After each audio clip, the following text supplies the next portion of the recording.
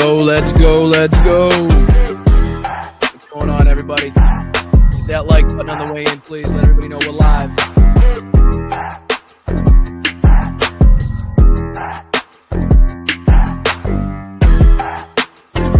I'm right with you. We're just getting acclimated. They're just getting acclimated. You know what that means, acclimated? I'm thirsty, but unfortunately the water is dead. Water coming here is dead. I'm still up there bashing the living shit out of that. I'm standing up here bashing the living shit out of Nazis.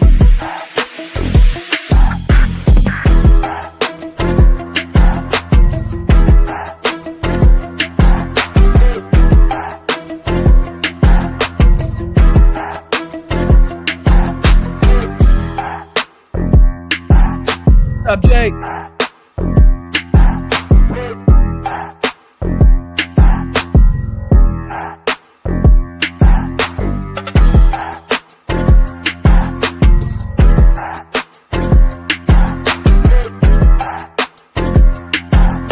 Let's go. Good morning, good afternoon, good evening, wherever the hell you're watching from. I'm Boston Brian. This is Blunt Politics. I really do appreciate you for taking the time out of your day, clicking that like button, subscribing to the channel. It all goes a long way in helping us grow, and I can't thank you enough. Let's bring in the fabulous chat. Chat, how are you? How's everybody doing? I appreciate you once again for taking the time out of your day. That goes for everybody. Leah, BJ, Gamer, what's up, Sunshine? What's going on, Yakov? Ian, Julie, how are you? Hi, Roxanne. What's going on? What's up, JJ? Appreciate you, brother.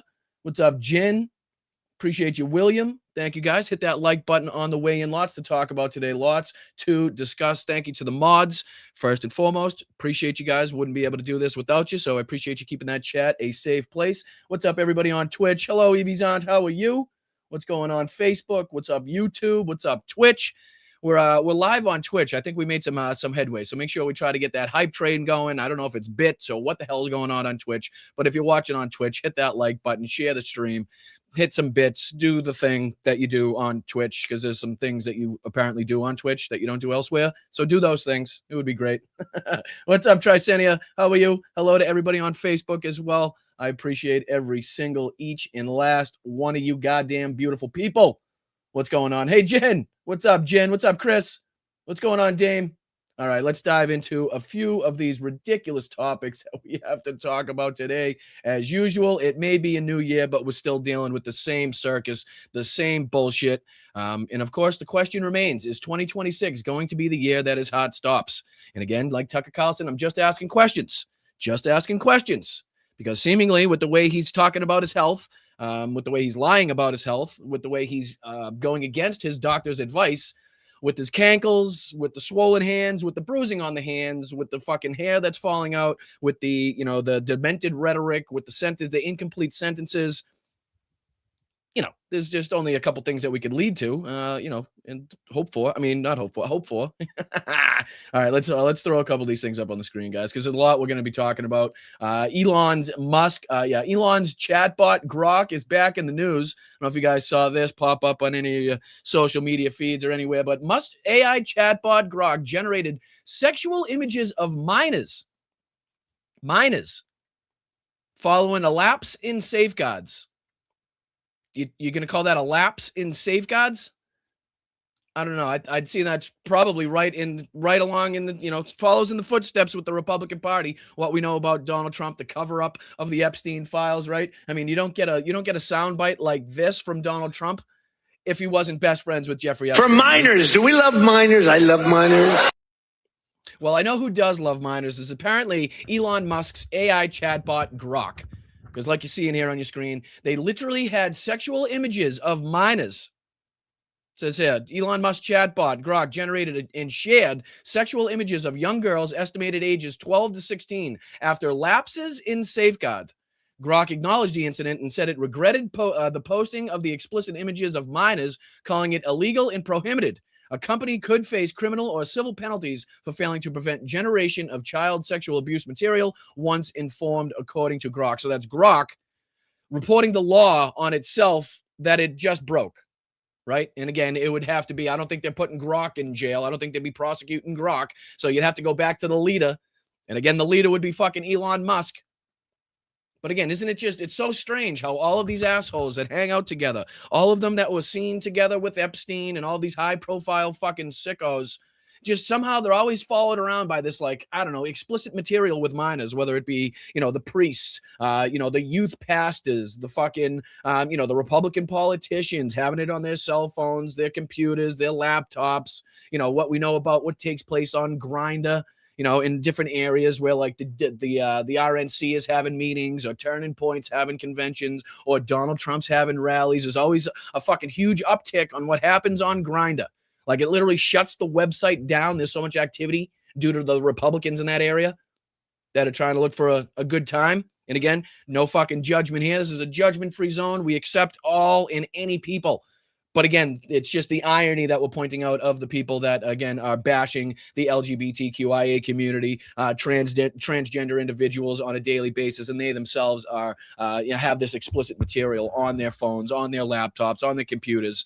Here we go with Elon Musk and his chatbot just throwing out sexual fucking images of 12-year-old girls.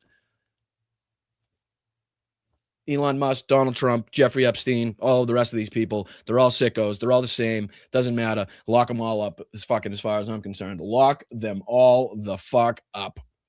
So we'll see what comes out of this, right? And you can see how it's kind of, this is from Ground News. So this is just kind of telling us how it's reported by the different outlets. Grok blames lapse in safeguards. I just can't even believe that would even, like, that's the term they're using. A lapse in safeguard somehow allowed your fucking chatbot to generate sexually explicit images of underage girls. How does that fucking work? What safeguards were fucking lapsing? It's just strange, but that's something that I did see this morning that I wanted to bring to your attention, because it goes, again, right in lockstep, right in line with everything that we know about this Republican Party, the people that support the Republican Party, the billionaire donors that support the Republican Party, Donald Trump himself, the people now defending and trying to, again, obfuscate for Donald Trump. Fits right in the same book. We could put all of the people in the same book, and we'll put this right in there with them for, the book of evidence against Republicans, the book of evidence against these fucking sickos, and why they should be not only nowhere near the hands of power, nowhere near the fucking White House, but should be in fucking jail cells all over this country years ago, not to mention. All right, what's next? We got this next ridiculous story. Remember how yesterday we brought up, wasn't it yesterday? It might have been the day before that we brought up Donald Trump posting the picture of an Israeli windmill with a falcon, a dead falcon at the base of it, and tried to play it off like it was a bald eagle in the United States. Well, he's back at it again here. Donald Trump's back at it. Trump has posted more photos of dead birds and wind turbines today. In one photo, he captioned, "Eagles going down." It's actually a photo of a red kite from 2010 in Spain. The other photo is from 2006 in Taiwan. Taiwan, ladies and gentlemen. Taiwan, Spain. Taiwan in 2006, no less. Spain in 2010, no less. And then the other one was a falcon, not a bald eagle, in Israel, not the United States.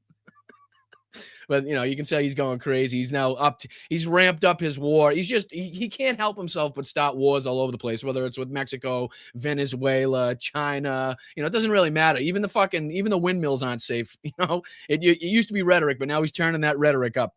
I wouldn't be surprised if he starts surrounding all the windmills on Earth with the fucking U.S. Navy. I hereby announce that we'll be sending the 100% of our U.S. Navy around the world to surround all and any windmills that may be in the ocean. Fucking idiot. What an absolute twat bag. I mean, how can you be this stupid?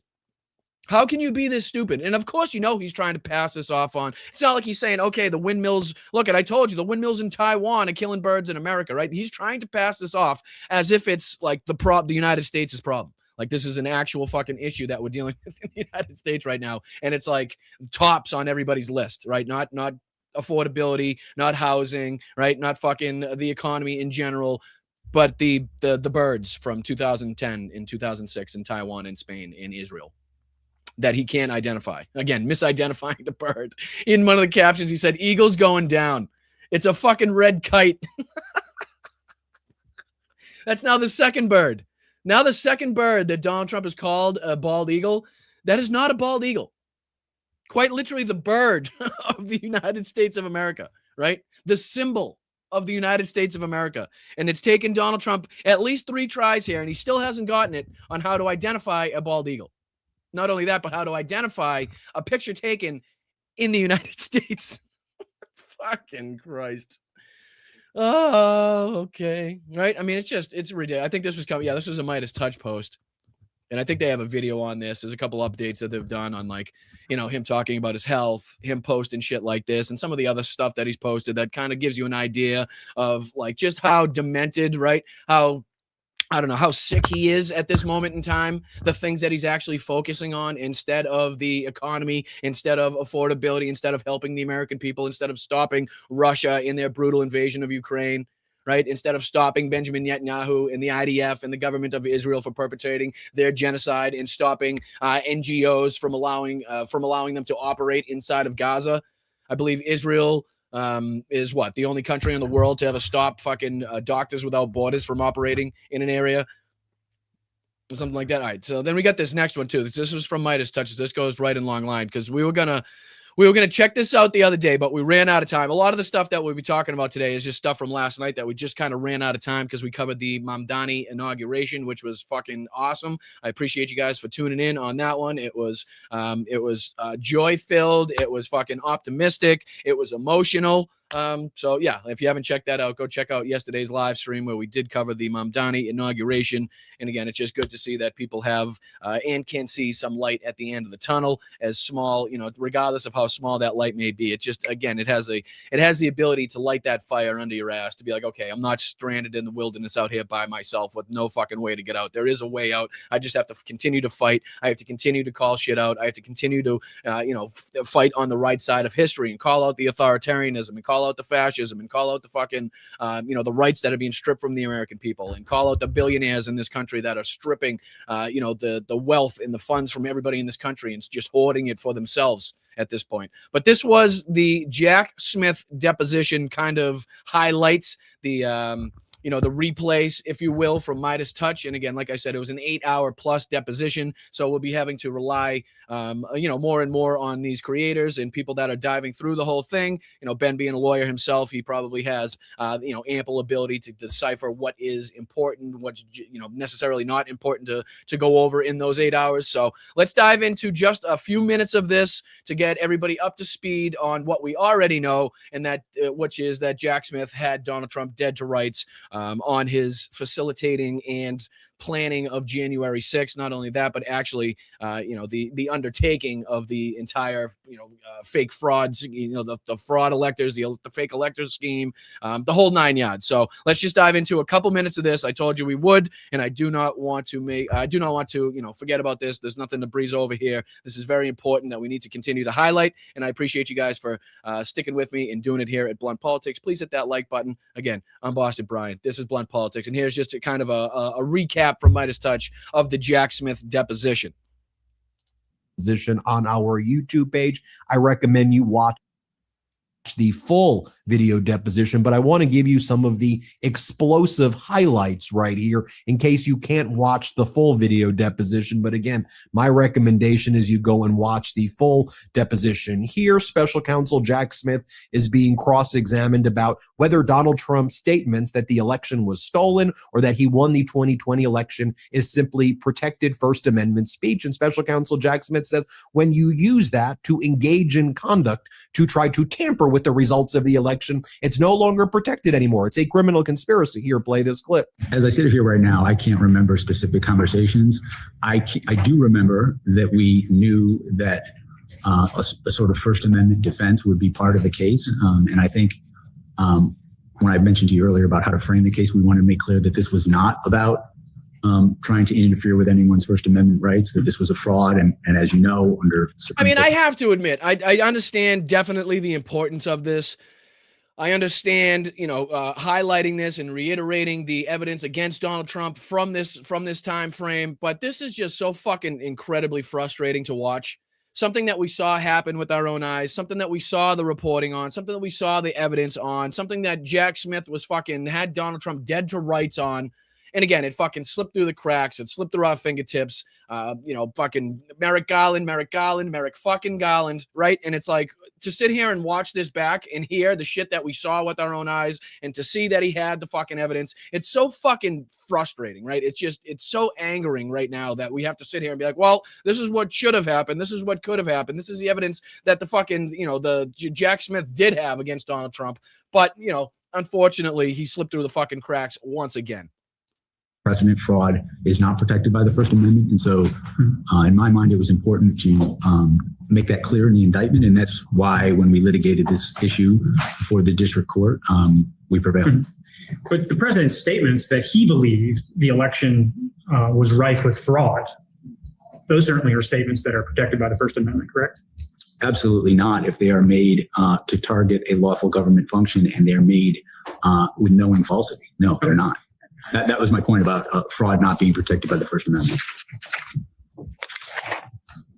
I mean, there's a long it's list. The same thing as like inciting fucking violence, right? You have your First Amendment rights, but that doesn't mean that you have the right to go out and incite violence against a person or a group, right? You don't have to go and create, you can't go and create a situation that will lead to the bodily harm of others, right? I mean, everybody always talks about fire in a crowded theater. A lot of people talk about bomb on an airplane, etc., those sort of things. And again, your freedom of speech does not free you up from consequences. That is not the freedom of repercussions and consequences of your fucking speech. Okay, so that's two totally separate issues as well. But again, along the lines of, you can use your fucking free speech, but not to enact fraud, not to overthrow the government, not to, fucking discredit and disenfranchise millions and millions of fucking American voters.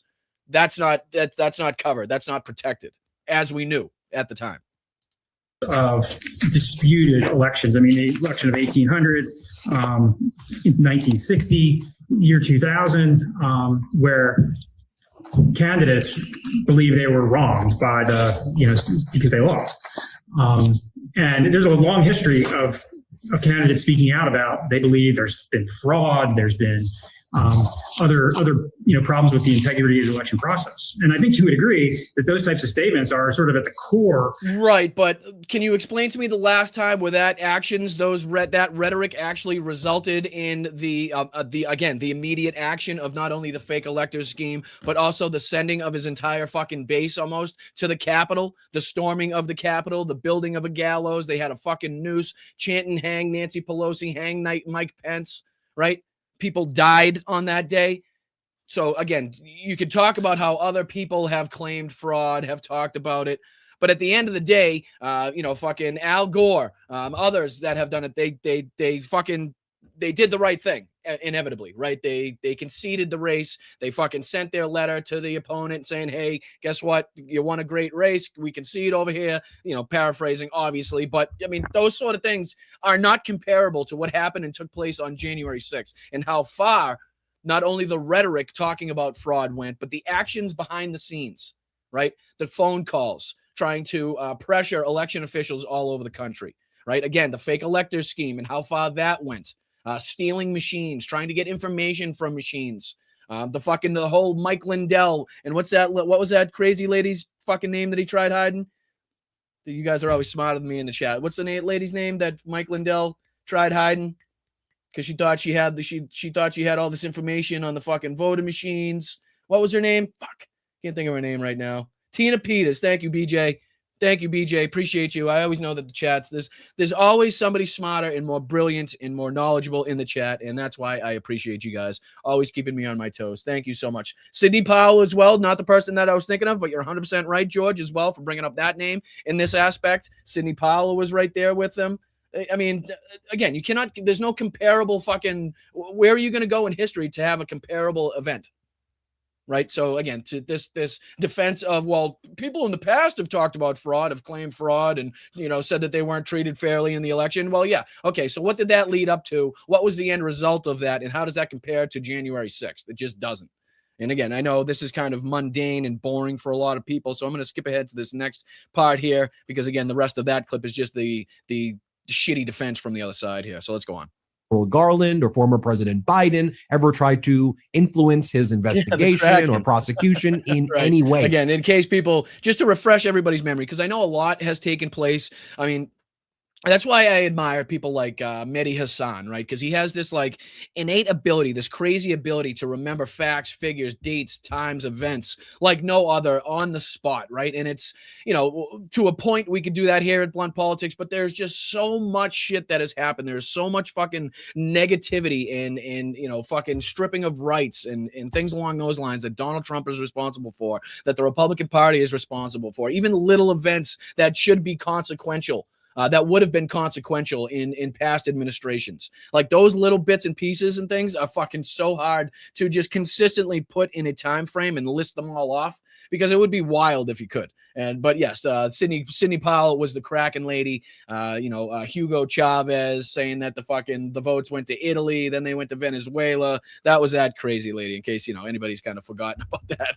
Were there any conversations at all about that? Special counsel Jack Smith says no. And I want you to contrast that with right now, where the Trump White House is literally controlling the DOJ's social media. And you see Trump text messaging and doing social media posts via text message, or doing text messages on social media posts to Pam Bondi, say, prosecute this person, prosecute that person. Here, play this clip of Jack Smith. There's a lot of inferences and accusations being made about your bias as a special counsel's office. And I want to make sure that we rebut these in the first hour. I think it's important too. So, did the Attorney General or any other DOJ official ever pressure you to be more aggressive in your investigation of President Donald J. Trump?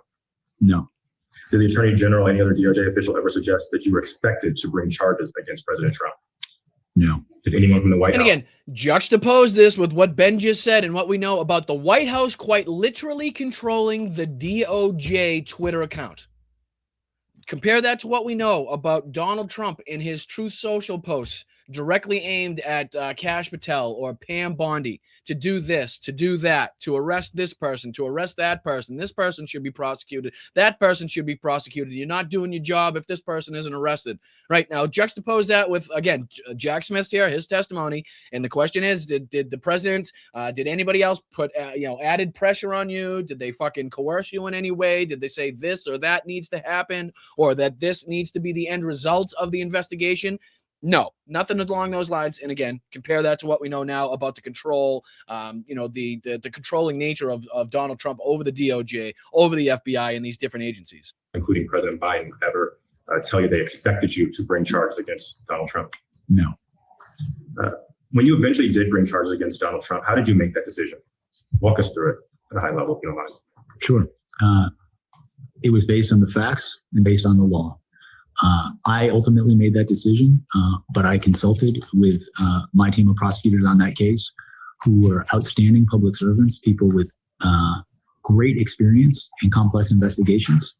I took their advice and counsel in making that decision, and I tried to consider all factors, including both the strength of the case that we believed we had, possible defenses, all things of that nature.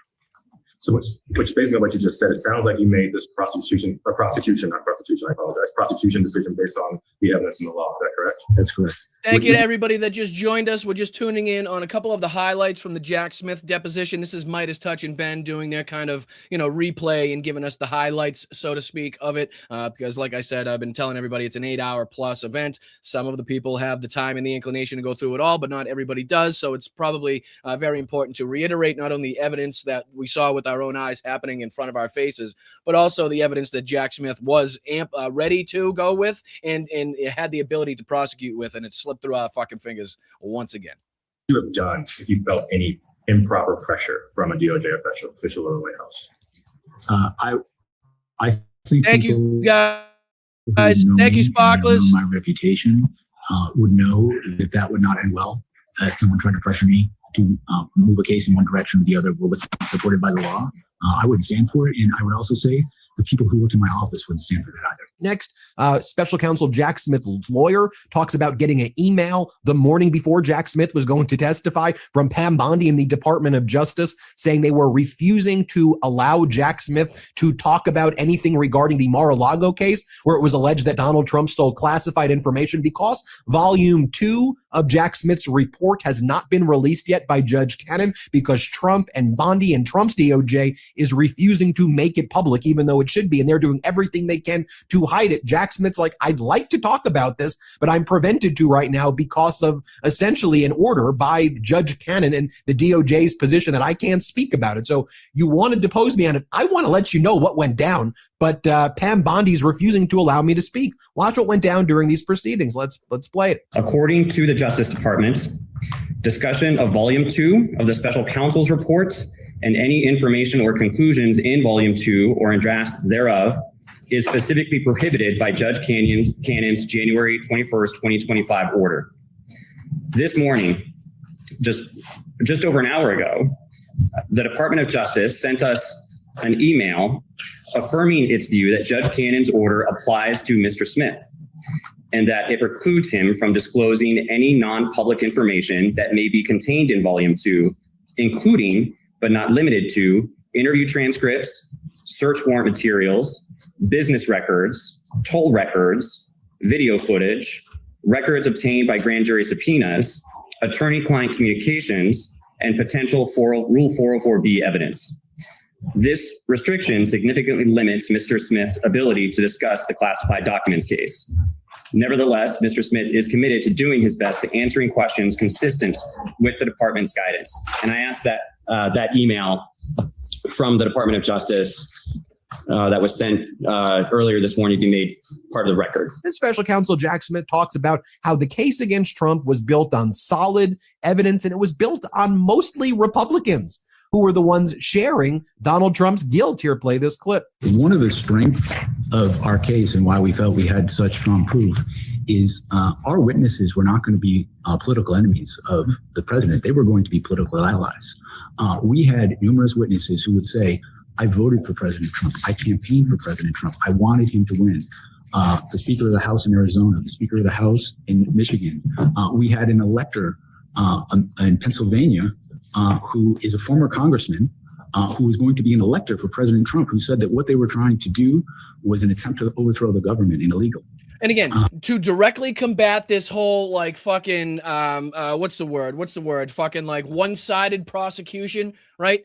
To make it seem like, oh, they were going to use all Democrats, they're going to use all Democratic politicians, and they were just going to, everybody that hates Trump was just going to say the worst things about him regardless. Well, listening to him right now, clearly he had ample evidence, ample fucking testimony from people that not only voted for Donald Trump, probably worked for Donald Trump, or in some way had affiliations with or a fondness for, right? Which would tell me that they, were not willing to or didn't want to be in that position to begin with.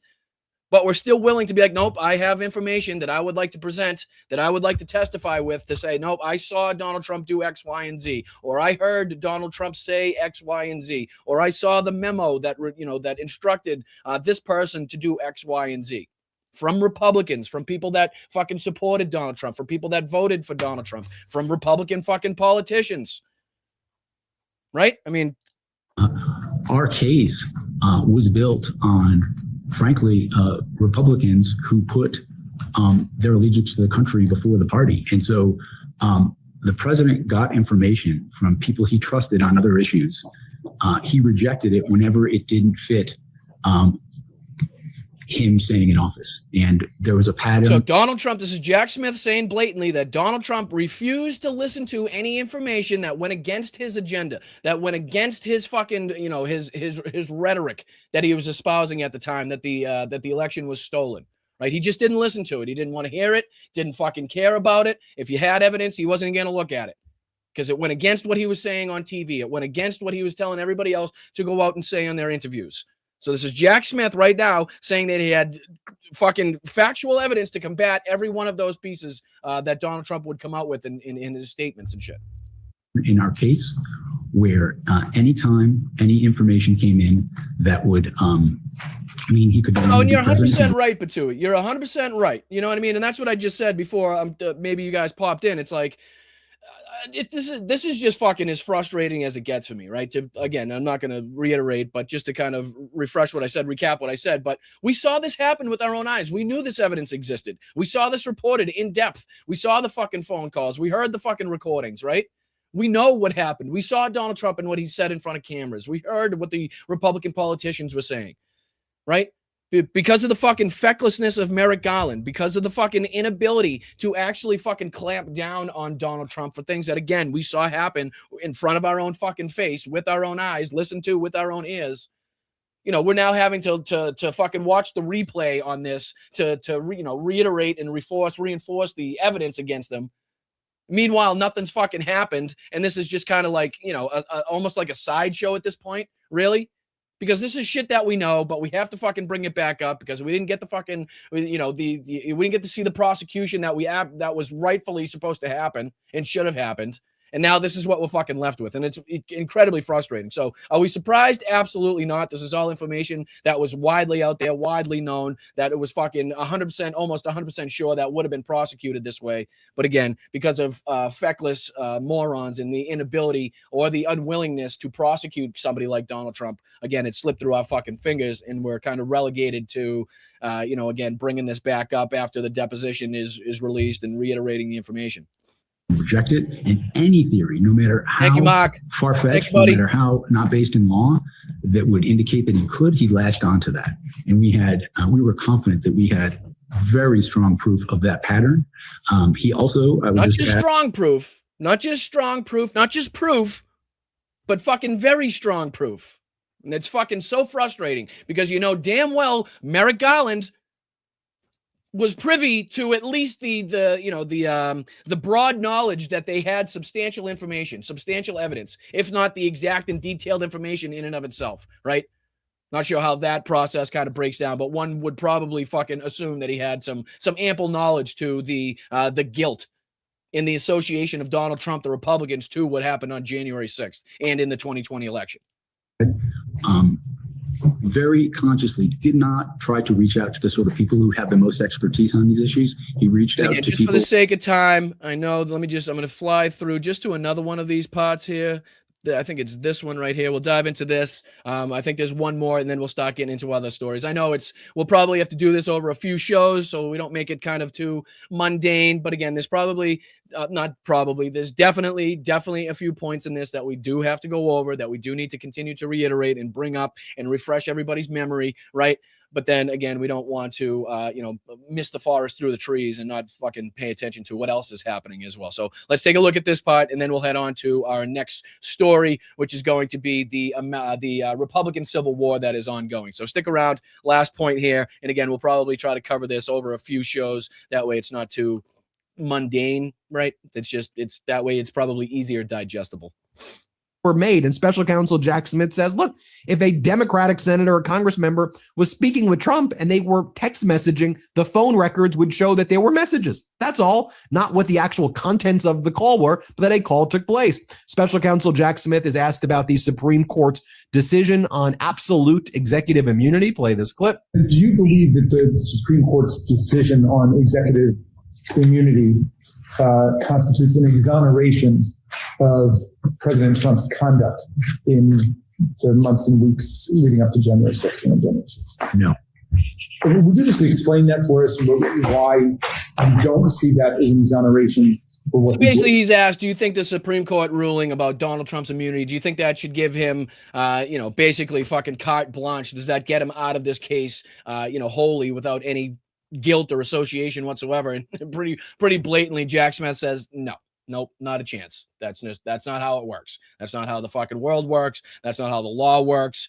You don't get to just fucking do anything you want because you have people that, you've probably fucking coerced into supporting you in your campaign, decide something that is wholly unconstitutional and against the best interests of the American people.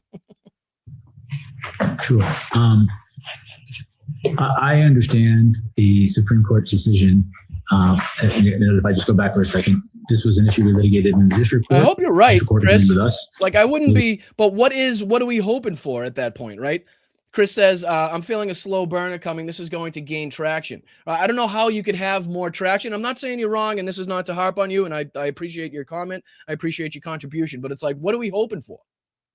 What are you hoping for? Right now, they have the presidency, they have the fucking House, they have the Senate, they have the Supreme Court, they have the FBI, they have the DOJ. At what point, how could it have more traction than it did while it was taking place?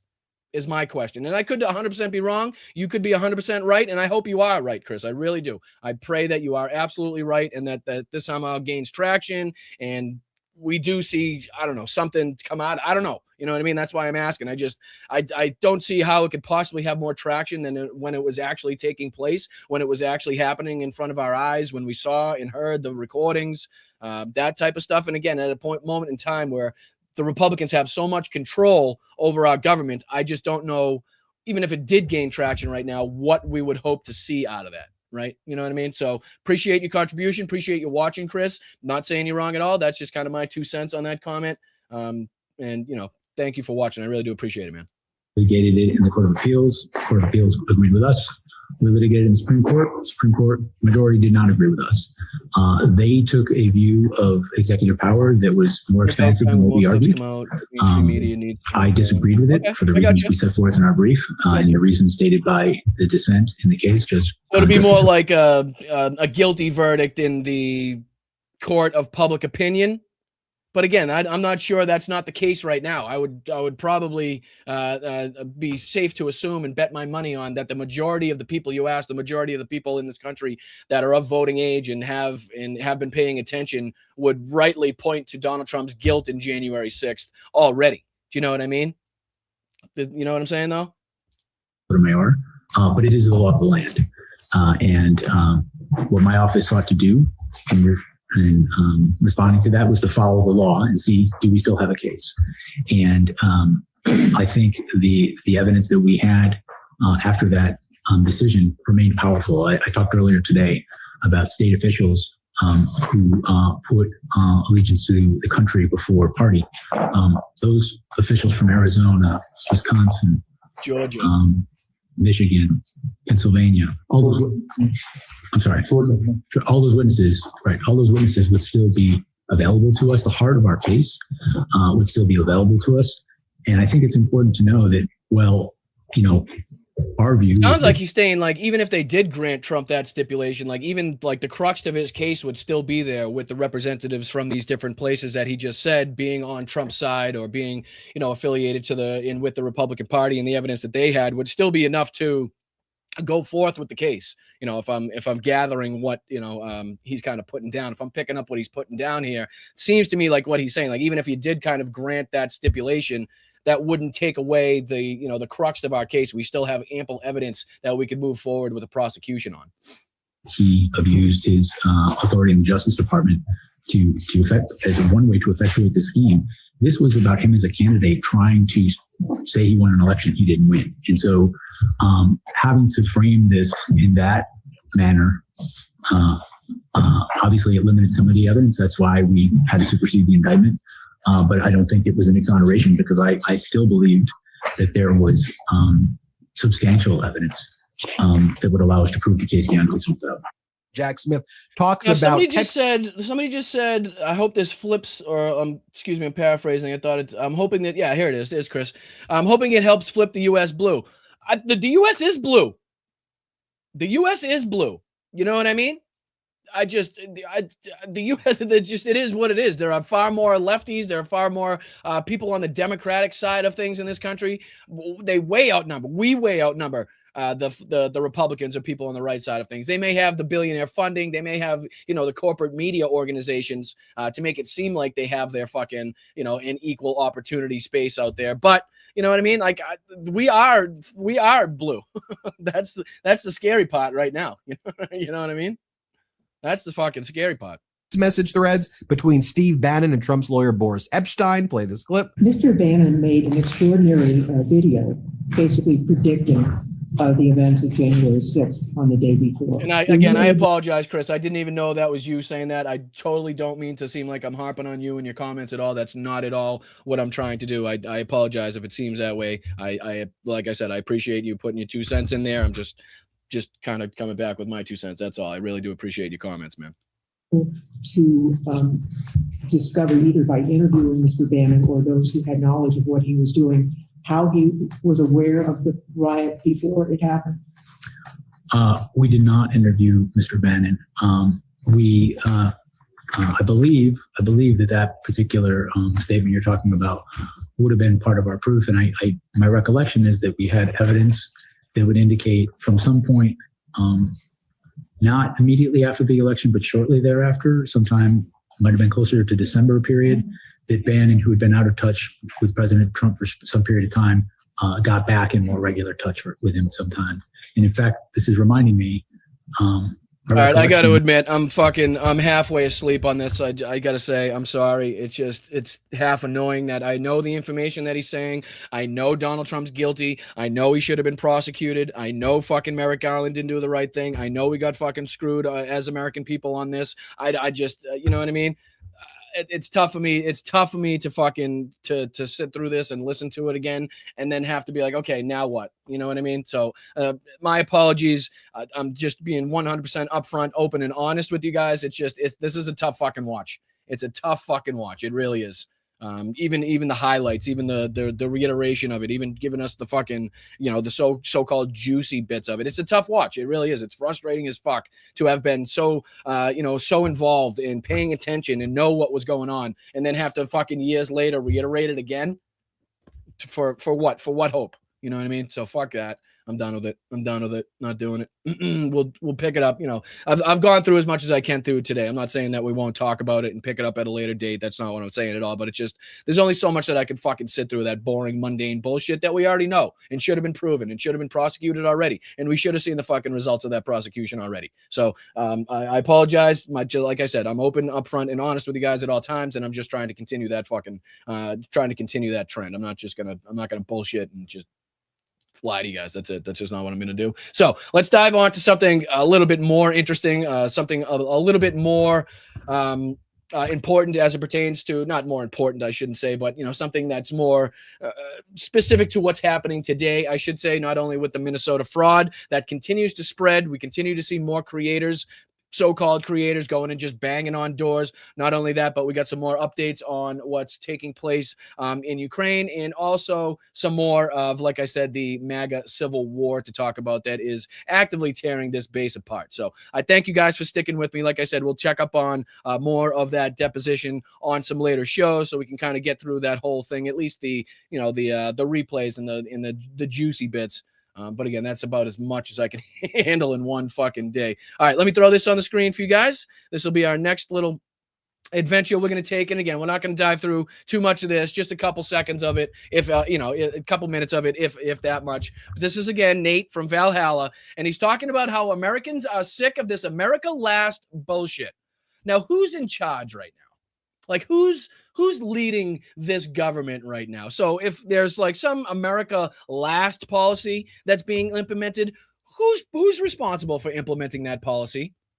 Oh, that's right. It would be Trump and the Trump administration, now being again called out by the America First crowd. These are Nick Fuentes' acolytes, if you will, the people that are even more right-wing, even more disgusting, even more bigoted and racist than the MAGA cult was. Right. So you can see how, like, the iteration of MAGA is it's not fucking, even though it's breaking up the MAGA, we still are going to have to deal with something even more, like I said, egregious, even more sickening before we actually see this whole fucking thing run its course. Right. It's the same thing as the Nazis at the end of fucking World War II. The only Nazis that were left were the most fucking fanatic. Right. The most loyal to Hitler, the most willing to, hang their own people because they thought they were traitors, or the most willing to go out in a hail of gunfire, in a fight with the Russians, whatever it may have been. The last people, just like a fucking a light bulb, just like a star, right, is at this brightest just before it fucking burns out. Unfortunately, these Republicans and like the MAGA America First movement is going to be at its absolute worst. The stronger the Democrats get, it's going to be at its absolute worst. The weaker Donald Trump gets, and it's his grip on the Republican Party, right? That's how we have to fucking think about it, because it's not going to get better. These people aren't going to all of a sudden see the fucking light and be like, oh yeah, I do love immigrants and trans people and gay people. It's not going to happen. They're going to follow and go to try to find an even more, I don't even know what it's like, selective cult-like base than MAGA was, which is this America First movement led by Nick Fuentes. So again, this is the fight that's taking place. This is just another aspect, and I want to continue to highlight this. So not only are we highlighting the split that's going on inside the Republican atmosphere right now, but also so that we're aware of, we're familiar with these types of people, the Nick Fuentes characters, the people that follow him, for the inevitability of their rise, which we're already starting to see because of the shift from people supporting Donald Trump and considering themselves, a MAGA, right? So less and less people, more and more people willing to, kind of disperse from that MAGA base, that MAGA cult, to watch Candace Owens, Nick Fuentes, the rest of them, because of, again, the 3 points. And I appreciate everybody that's just joining us on Blunt Politics. We've gotten a lot of new viewers, a lot of new followers recently. So just to keep you guys up to date and up to speed with what the rest of the chat already knows, when you're talking about and referencing the MAGA Civil War, the battle that's now taking place in the fleeing of the sinking ship by these rats to another ship that's hopefully floating somewhere nearby, you got to talk about 3 main points. Israel.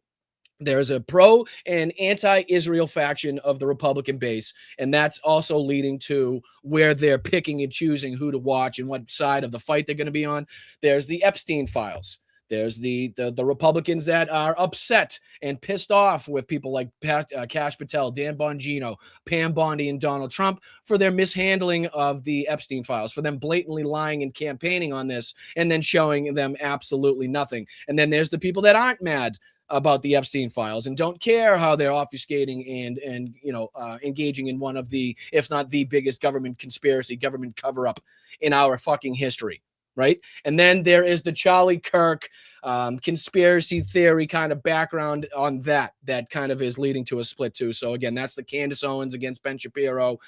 Candace Owens also bringing Israel into that aspect. So you can see how it kind of all floats together.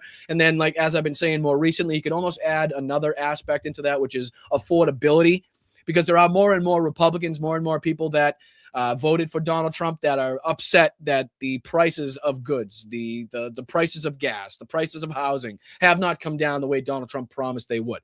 May not be the biggest portion of that, but there are definitely 3, if not 4 major aspects that this entire battle in the MAGA fucking Civil War comes back to. You know what I mean? So you can always point back to those 3 or 4 different aspects. And again, just listen to Candace Owens for 2 seconds, and she'll bring up Israel. She'll bring up Charlie Kirk. Listen to these people. They're going to talk about, America last, and now calling out Donald Trump. So let's talk about this. Let's dive into just a minute of this. Like I said, a minute or 2, just so you can kind of get the feel of the videos that these people are making, again, against Republicans and not against Democrats.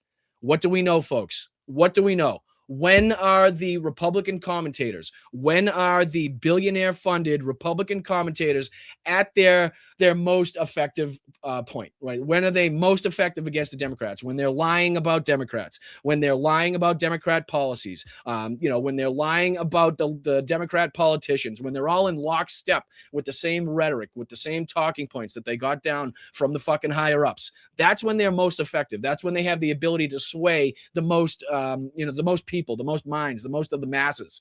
But what are they doing right now? They're focused solely in and on the infighting, which is, again, affording us the opportunity to suck up the airwaves that are left over from these assholes that used to be attacking Democrats, right? Used to be lying. And not to say they're all doing this. Of course, Benny Johnson's been on his Minnesota Somali fucking tour. He's got about 47 videos in the last 10 seconds, I think, about that subject, right? So not to say it's all of them.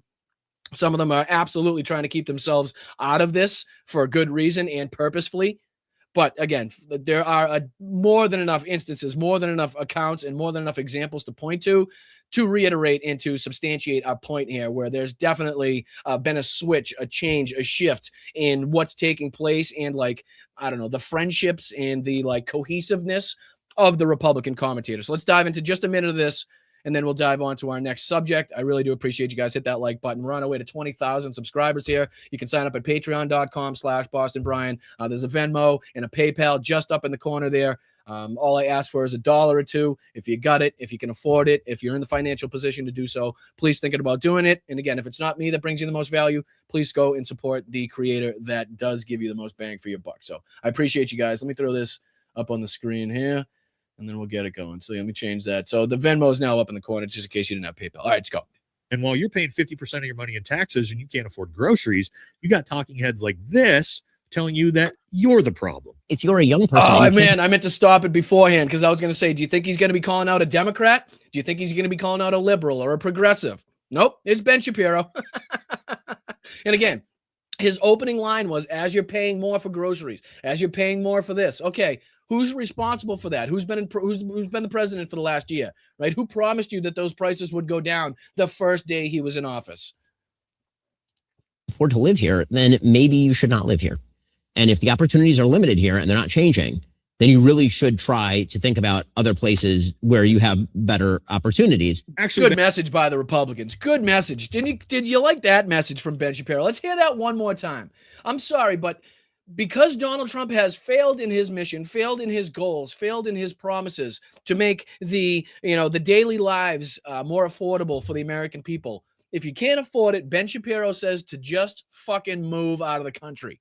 That's sorry. Donald Trump hasn't come and done shit that he said he was going to do, but that's your fault. You need to move out of the country because he hasn't fucking upheld his promises. Excuse me. Listen to what he says. He literally says it. Heads like this telling you that you're the problem. If you're a young person and you can't afford to live here, then maybe you should not live here. And I'm sorry, there's like a discussion on whether or not Democrats or Republicans have better policies. I'm sorry. Why are we having that discussion? Because here's one of the biggest talking mouths on the fucking Republican side saying, hey, young people, if you can't afford a house now, even though that's like been out of reach for fucking God knows how long, like that's so far gone, it's not even fucking attainable, even in your dreams anymore, right? But if you can't afford anything, if you're struggling in your daily lives, young people, it's your fault. It is your fault. Don't blame the president that promised he was going to help. Don't blame the governments in past that promised they were going to help. It's your fault. So you know what you need to do? You need to move out of the country. And again, like that doesn't cost money. Do you think it's free to move out of the country? No, I'm sorry. I don't have enough money to go to the grocery store. I don't have enough money to pay the babysitter. I don't have enough money to fucking put food on the table tonight. But yeah, let me fucking move to Belize. Yeah, let's move to fucking, I don't know. Let's go to Germany because that's not expensive to do. I'm sure nobody needs money to fucking move their entire fucking livelihood, families, whoever they take care of, their kids, their pets, to Europe or, to Asia, right? I mean, what the and we're seriously having discussions on this planet on who has better policies and who's better for the American people and who wants to help you in your daily lives more. Jesus Christ. And if the opportunities are limited here and they're not changing, then you really should try to think about other places where you have better. Vinny, honestly, if I have no fucking idea why Belize was the first thing that came to mind, I honestly couldn't even explain to you why Belize was the first thought that came to my mind. It just sounded pretty. I don't know. Opportunities. Actually, Ben, I think there's a place that you should go to where you'd have better opportunities. And so I'm just going to skip his intro here and I'm going to let him rip into Ben Shapiro just for another couple minutes. No, not for another couple minutes, just for a minute or two here, just so we can hear Ben Shapiro get ripped on, and then we'll dive on to our next subject. But again, you can see who they're going after. That's the whole point of showing you guys this. 26, I wanted us to just remember all of the America Last bullshit that was shoved down our throats in 2025 by the government. Again, those are not pictures of Joe Biden. Those are not pictures. I want a happy new year, sorry, everybody. Yep, there you go. These aren't pictures of fucking Democrats, and he's not pissed off at the Democrat fucking establishment right now. He's not pissed off at the Democratic presidents right now for lying or sending $40 billion to Argentina or coddling up next to a fucking war criminal, right? That would be his guy that he probably voted for, that the majority or the overwhelming amount of people watching his show right now voted for. That's who that is. That's who that is. Just to drive that home. Down our throats in 2025 by the government, politicians, the media apparatus. See, we're moving into 2026, which is an election year, and I think we as Americans all need to sort of get on the same page, right, left, center, that we're no longer going to accept this America Last approach to politics and policies. See, while we all these are the same people that are like, well, until fucking every drug is off the street, until every fucking criminal is arrested, until every road and street and bridge has been fixed, we shouldn't send a dollar anywhere else. And again, as much as I'm with you and for all the rebuilding of the roads and the bridges and the railways, right? All of that shit, high speed fucking rail, I want it all, baby, right? But to suggest right now that we do not have the economy, right? And that it's just not the misappropriation of funds that should have been going to things like that all along, and that somehow we don't have the capabilities of sending, ammunition, armor, fucking weapons, stuff that we have been sitting in storage, collecting dust for years, or, putting money into the American economy, into American businesses to have them produce the ammunition, the weapons, to send over and help our allies uphold the democratic way of life all over the world. Right, to suggest that our economy and the amount of money that we have in taxes and the amount of money that flows through this fucking country isn't enough to deal with all of what we just talked about is asinine. It is just a complete and total misappropriation of funds. It is the Pentagon. It is the fucking military. It is the fucking industrial complexes all over the fucking place, sucking up the resources and putting it into the billionaires' pockets instead of the roads, bridges, railways, schools, hospitals in this fucking country that has been doing this and degrading this country for fucking generations now. To suggest that it's just some way like we don't have enough money and that it's because we're, again, upholding and supporting our allies across the world, that's the reason the roads and bridges and railways are fucking crumbling in this country, is, again, asinine. On how corrupt the government is, 2025 really pulled the lid back with things like the Epstein files and the way that has been handled with zero transparency and accountability, giving hundreds. So again, what did I say? Israel, Epstein files. What have we seen so far? He's been pissed off at fucking Donald Trump for hanging out with Benjamin Netanyahu. Now he's talking about the Epstein files. You can see how this all comes back, right?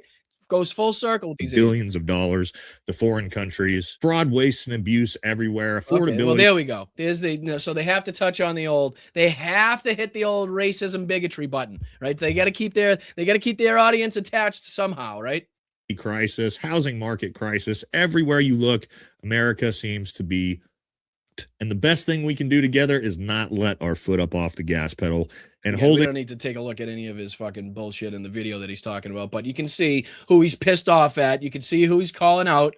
And again, he only threw up the fucking mice, the Walls picture up there because of the recent news in Minnesota, and he wants to keep his fucking audience engaged. And he knew that would help them because that's what they're all watching nowadays. But the main fucking point of this is to go after people like Ben Shapiro, to talk about how Donald Trump is America last, right? That's the gist of this video. Donald Trump is America last. Donald Trump is America last. Fuck Ben Shapiro.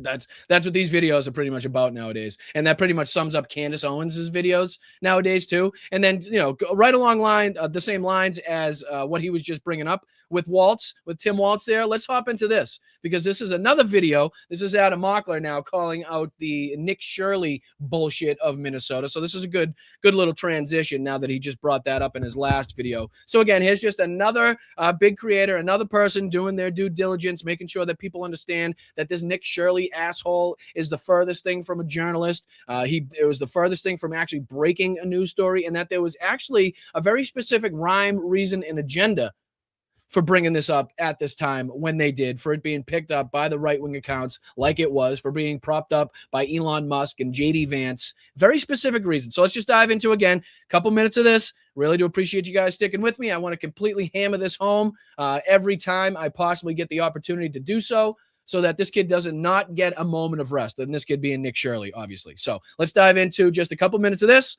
Really appreciate you guys. Hit that like button. Subscribe to the channel if you're not already. We're on our way to 20K in the old subscriber house. Let's go, baby. Just got blown up in one swoop. This entire Minnesota fraud case that MAGA supporters have been chasing for the past week blew up in their faces. First of all, happy New Year's Eve, everybody. There is nothing I would rather spend my New Year's Eve doing than debunking MAGA lies as they try to tear down what makes America great. There is nothing I would rather spend my next year doing than continuing to fight to take our country back after these types of lies and disinformation campaigns have tricked Americans en masse into thinking that elections are stolen, people are eating animals, that immigrants are plundering our country, when this is incongruent with the reality on the ground. So we have a new report from CBS News Minnesota. A local CBS wing actually went and did real journalism, talked to these daycares, and in fact got security footage of 23-year-old YouTuber Nick Shirley walking up with his crew and his camera in hand.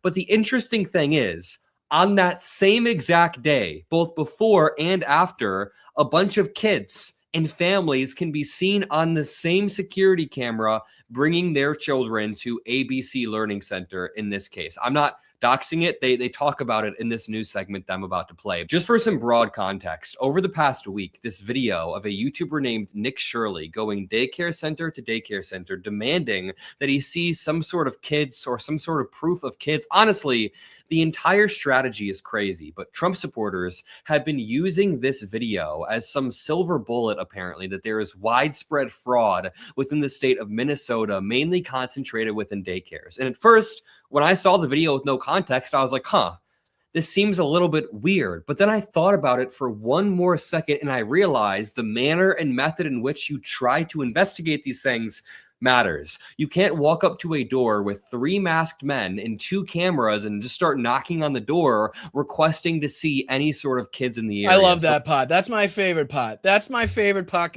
That's my favorite fucking part of the story. Just pull up on a fucking daycare center in a truck with no license plates. It was 2 guys popping out with masks on, a guy with a fucking video camera pulling on the door, and they're surprised that they weren't let in.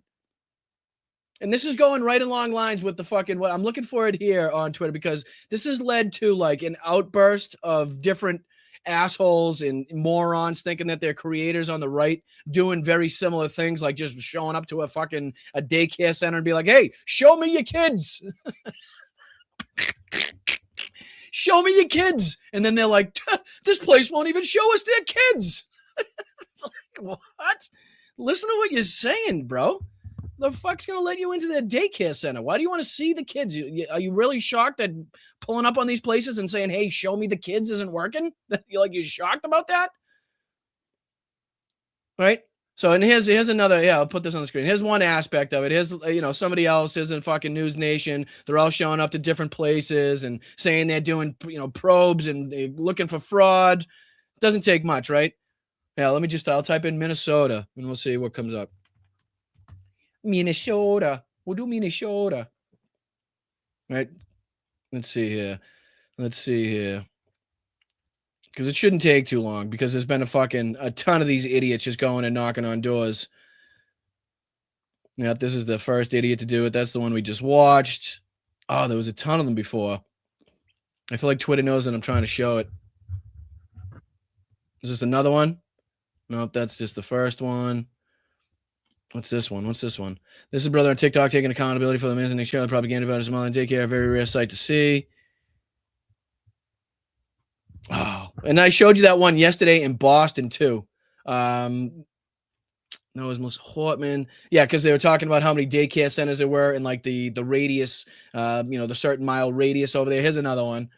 Minnesota residents are now showing up to daycare centers asking, where are the kids? Love the movement Nick Shirley started. Right? So demanding, where are your kids? And they're like, why won't they open the doors? Why won't they open the doors? Look at these fraudsters won't open the doors when we're demanding the children. We're demanding to see the children. Let's check this out. Watch. Ready? Where are the kids? Where are the kids?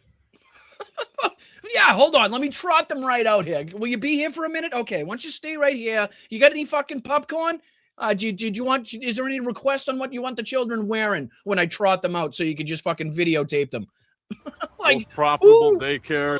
Who thinks this is like journalism, right? Who thinks this is like, okay. And this got 2.8 million views. Again, views on Twitter is a fucking joke nowadays anyway, so you really can't go by, you can't go by that at all. But that's not the only one. I may not be able to find it in time here, but that's fucking just one of many different people, and like I said, calling themselves creators, just randomly showing up to different fucking places, knocking on the door. Where are your kids? Where are your kids? Like, what? Nailed it. I said it this morning. I bet they start bringing fake clients in the Minnesota daycare. So there's somebody else thinking they're doing journalism. Johnny St. Pete on the spot. I'm Johnny St. Pete on location. Yeah, and they're trotting in kids, but of course they're fake kids. They got to be actors. We found the actor kids. Shut the fuck up. Shut the fuck up. So you can see how deep this goes. I mean, it's all over the place on this fucking hack site. Disgusting. If it's not Russian propaganda, it's this on this site nowadays. Fucking gross. All right, let's just dive back into this. My apologies. I just want to show you. Already, he's not creating conditions favorable to a good, fair investigation. But then just the racism ensued. And I'm not just throwing that word around there because I find it fun. Like the thing that Donald Trump tweeted today was actually racist. He said, much of the Minnesota fraud, up to 90%, is caused by people that came into our country illegally from Somalia. Okay, stop. This first sentence is so incredibly false. I don't even know where to begin. How about now, just guys, does it make sense to you when you read that and you're thinking, you know what is the Somalian population in Minnesota? It's roughly 1% or something. Hold on, let me see, just so I can be factual. And somebody from Minnesota, I'm sure there's somebody from Minnesota in the chat. Let me know. It's roughly 1%, right?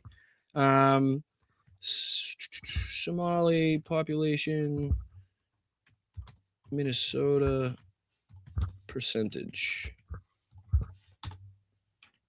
Minnesota has the largest Somali population, but estimates around 80,000, 100,000 people, representing a significant portion of the state's population, less than 2% overall. Okay, so and somewhere between 1 and 2% of the entire population. Now, does it sound right that would be responsible? That group would be responsible for 90% of anything, of anything.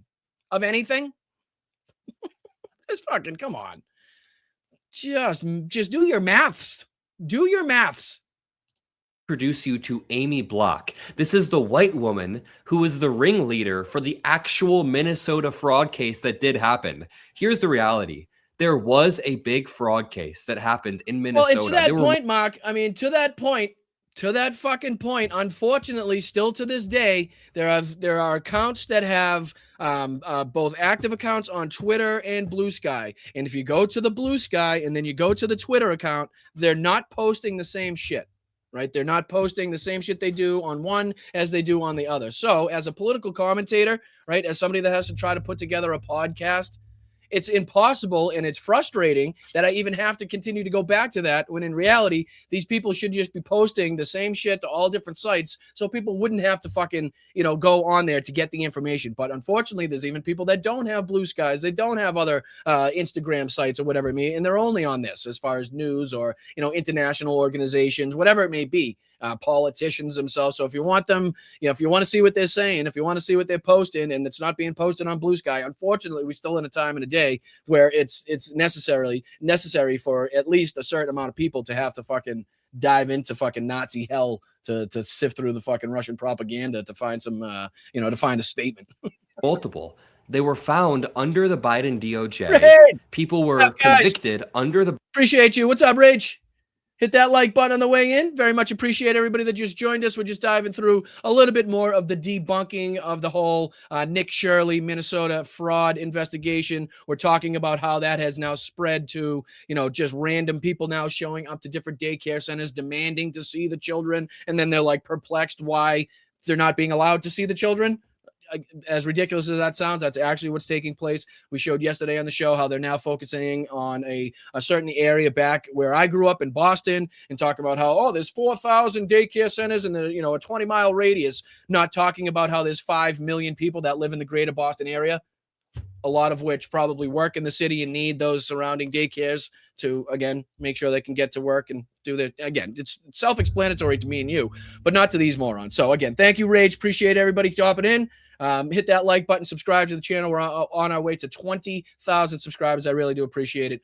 Fuck ICE, fuck Donald Trump, fuck Russia. In case you're wondering where we lie. Biden DOJ, and most of the investigations happened under Biden leading into Trump. These were actually being investigated in a court of law. And this white woman, Amy Block, was the ringleader. Yes, Somalis were involved, but you can't paint broad brushes over an entire community because some white woman was the ringleader of fraud concentrated in a Somali community. This has just turned into this big racist shitstorm where they're trying and again, to he just brought it up too. He just brought up the reason why, and not with Donald Trump's Truth Social post that he put on screen, but by the rhetoric and the remarks by Donald Trump, what he said on camera. Right. So just was it a week or two ago at this point? Excuse me, time's a little fuzzy when it pertains to politics. But when Donald Trump originally came down and sat down in front of the fucking press and was talking about the Somali community, and he came out with the racist rhetoric against Ilhan Omar. Right. So again, it's really fucking funny. It's really fishy. And pretty unsurprising that this story, or, you know, reiteration of a story that broke 2-3 years ago almost at this point, would come out now to almost, again, corroborate, to defend, to amplify what Donald Trump had just said in his recent statements, right? To make it seem like they weren't racist, but actually truthful, right? They weren't, see what I'm saying? See how that kind of, the Republican fucking commentary, the Republican fucking billionaires, they fund the right people, they fund the right stories to, again, get forth their agenda, to put forth their agenda, or to, again, defend things they've said in the past. No different here. No fucking different here. Nobody's excusing fraud. Nobody's saying it should go uninvestigated. Nobody said nobody should be fucking, prosecuted or anything like that. But when you got somebody that's being amplified to this point by the vice president, by fucking the billion, what's his name? Elon Musk. Almost forgot his name for a second there, right? Others in the Republican Party, the right wing, the highest of the high right wing commentaries, right? Those idiots. And this kid's a fucking moron, and it's a story from 2-3 years ago, and most of the information is not factual. He obfuscated a lot of the information. Like, then it leads you to believe, okay, there's a different reason, there's a different agenda, right? There's a different purpose for this coming out now. And it's not to uncover fraud. Again, if they were worried about fucking fraud, then MAGA would be worried about the money that Donald Trump and Steve Bannon stole from them for the Build the Wall campaign. They'd be worried about the world's biggest fucking fraud ever perpetrated as a president, still ongoing to this moment in time right now by Donald Trump and his family. They'd be caring about his crypto. They'd be caring about his fucking NFTs and perfume and watches and the gold fucking gifts he's received from world leaders. Right? They'd be worried about that type of fraud. They'd be worried about election fraud. They would have been worried about January 6th and Donald Trump trying to overthrow a free and fair election and trying to disenfranchise millions and millions and millions of voters. That's fraud. They would have cared about that. They'd be speaking up against Rick Scott and his $1.7 billion Medicare fraud. But I don't see any of those fucking documentaries coming out anytime soon from these assholes. I don't see that being up front, and the first thing they're talking about when they wake up every single day is the fucking ongoing fraud being perpetrated on this country and on the world, really, by Donald Trump Jr., Eric, fucking the rest of these fucking degenerate suckbags, right? They're not talking about that. They're not talking about the white people that are committing fraud. They're not bringing up the white lady that is allegedly the ringleader in this whole fucking thing, because that wouldn't fit with their agenda. That wouldn't fit with the fact that they want their base. They want their people to start attacking the Somali community. They want them to start harassing these daycare centers and the businesses in the surrounding areas. That's the end goal. That's the purpose. To make it seem like Donald Trump was right when he was demonizing and denigrating the Somali population and immigrants in general. That's the end goal, not the fraud. Not the fraud. And again, in a lot of these instances, even the fucking daycare centers that were shut down or reprimanded, a lot of the times, if you go and look back at what they were reprimanded for, it wasn't even fraud. It was different, fucking violations in this or violations in the health code or whatever it may be, right? Having too many kids or, not having enough seats or fucking not installing the proper bath, whatever it may be. But it wasn't like defrauding the government. It wasn't defrauding the state of Minnesota in a lot of the cases. Oh, who is that? Who is that? Thank you, Miguel. I appreciate that. It's because they are losing Hispanics and Latinos, so new boogeyman. Absolutely, but it fits, and you're 100% right. Totally agree. Thank you so much for the $20 contribution, Miguel. Appreciate you watching, my man. Very appreciative. Wow. I can speak. I can promise. English, I know it too. I do. At some point, I do know it. I very much appreciate it. But again, it falls in line with what they're just going after immigrants in general, right? I mean, just the demonization of immigrants in general, the demonization of brown people, the demonization of anybody not a white Christian nationalist. So even above and beyond, you're 100% right of them losing Hispanics and Latino as far as support. I mean, it just would fit right in line with what they were doing and believing before that as well. So I'm sure it's just going to be amplified now that you're correctly pointing out that they are not starting, but they're rapidly losing support in that area, in those communities, right? So it's probably something we're going to continue to see. So thank you, Miguel. Really do appreciate you, brother. Appreciate you and the contributions there. Thank you for watching, man. All right, so what time is it? What time we got? 12:14. Fuck, I'm terrible at time management. All right, but we'll dive on from this because I feel like we've covered this, right? We've gone through this a few times. We've watched now a few different creators. We've gone through it ourselves and the information.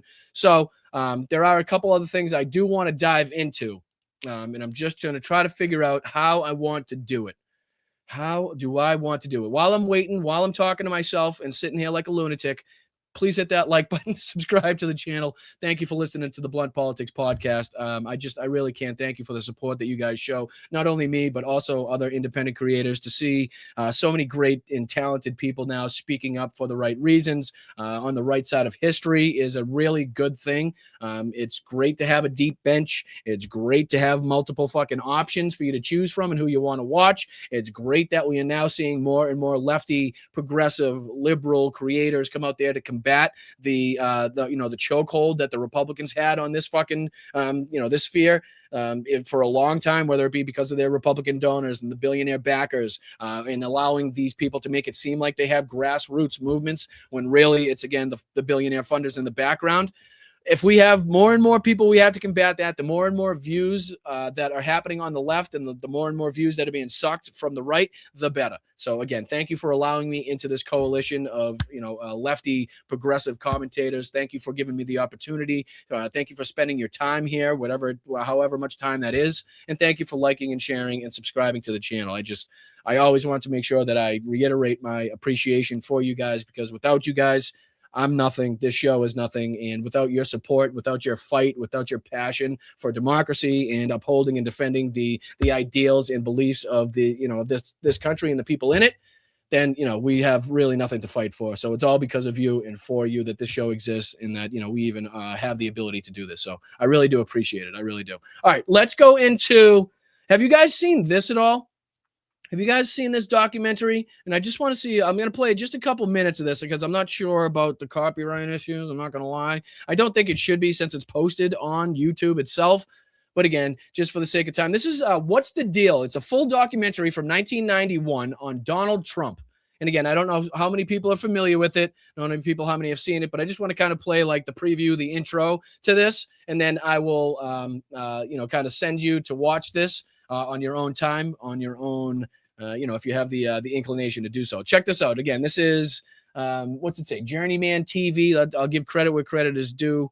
This is posted to D-Mind of Boomer San. Don't know anything about the account. Not sure, but I do want to give credit where credit is due to the person that posted this, Journeyman Pictures. Let's get into it. This is, again, 1991 about Donald Trump.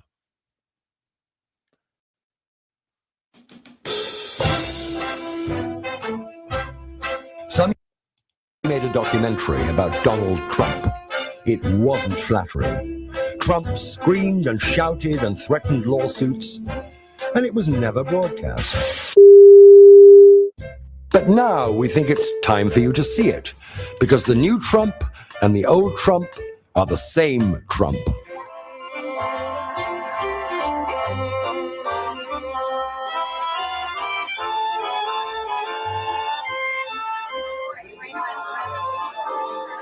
Shuttle. Oh my God. Please tell me this goes through all of his failed businesses. I would fucking love it. That should definitely be a documentary. That should just be a documentary in and of itself. All of like the infomercials, all of like the advertisements for every single one of Donald Trump's failed fucking businesses. I would watch that every night to fall asleep. I would. I would just throw that on. Trump Water, Trump Shuttle, Trump Magazine, Trump University. We could be here for fucking days. It'd be like a, oh my goodness. It'd be like a 4-hour, it'd be like the Titanic. I'd be doing this, I have to tell you. So just everybody have a good time, enjoy yourselves, and for many years enjoy the Trump Shuttle. For many years. How long that last? What was it? Fucking a month? 2 months, maybe? It seems hard to believe, but that triumphant ride on the Trump Shuttle was barely 3 years ago. It feels like so much longer. Nothing marked the end of the 1980s, the decade of greed, more than the downfall of Donald Trump.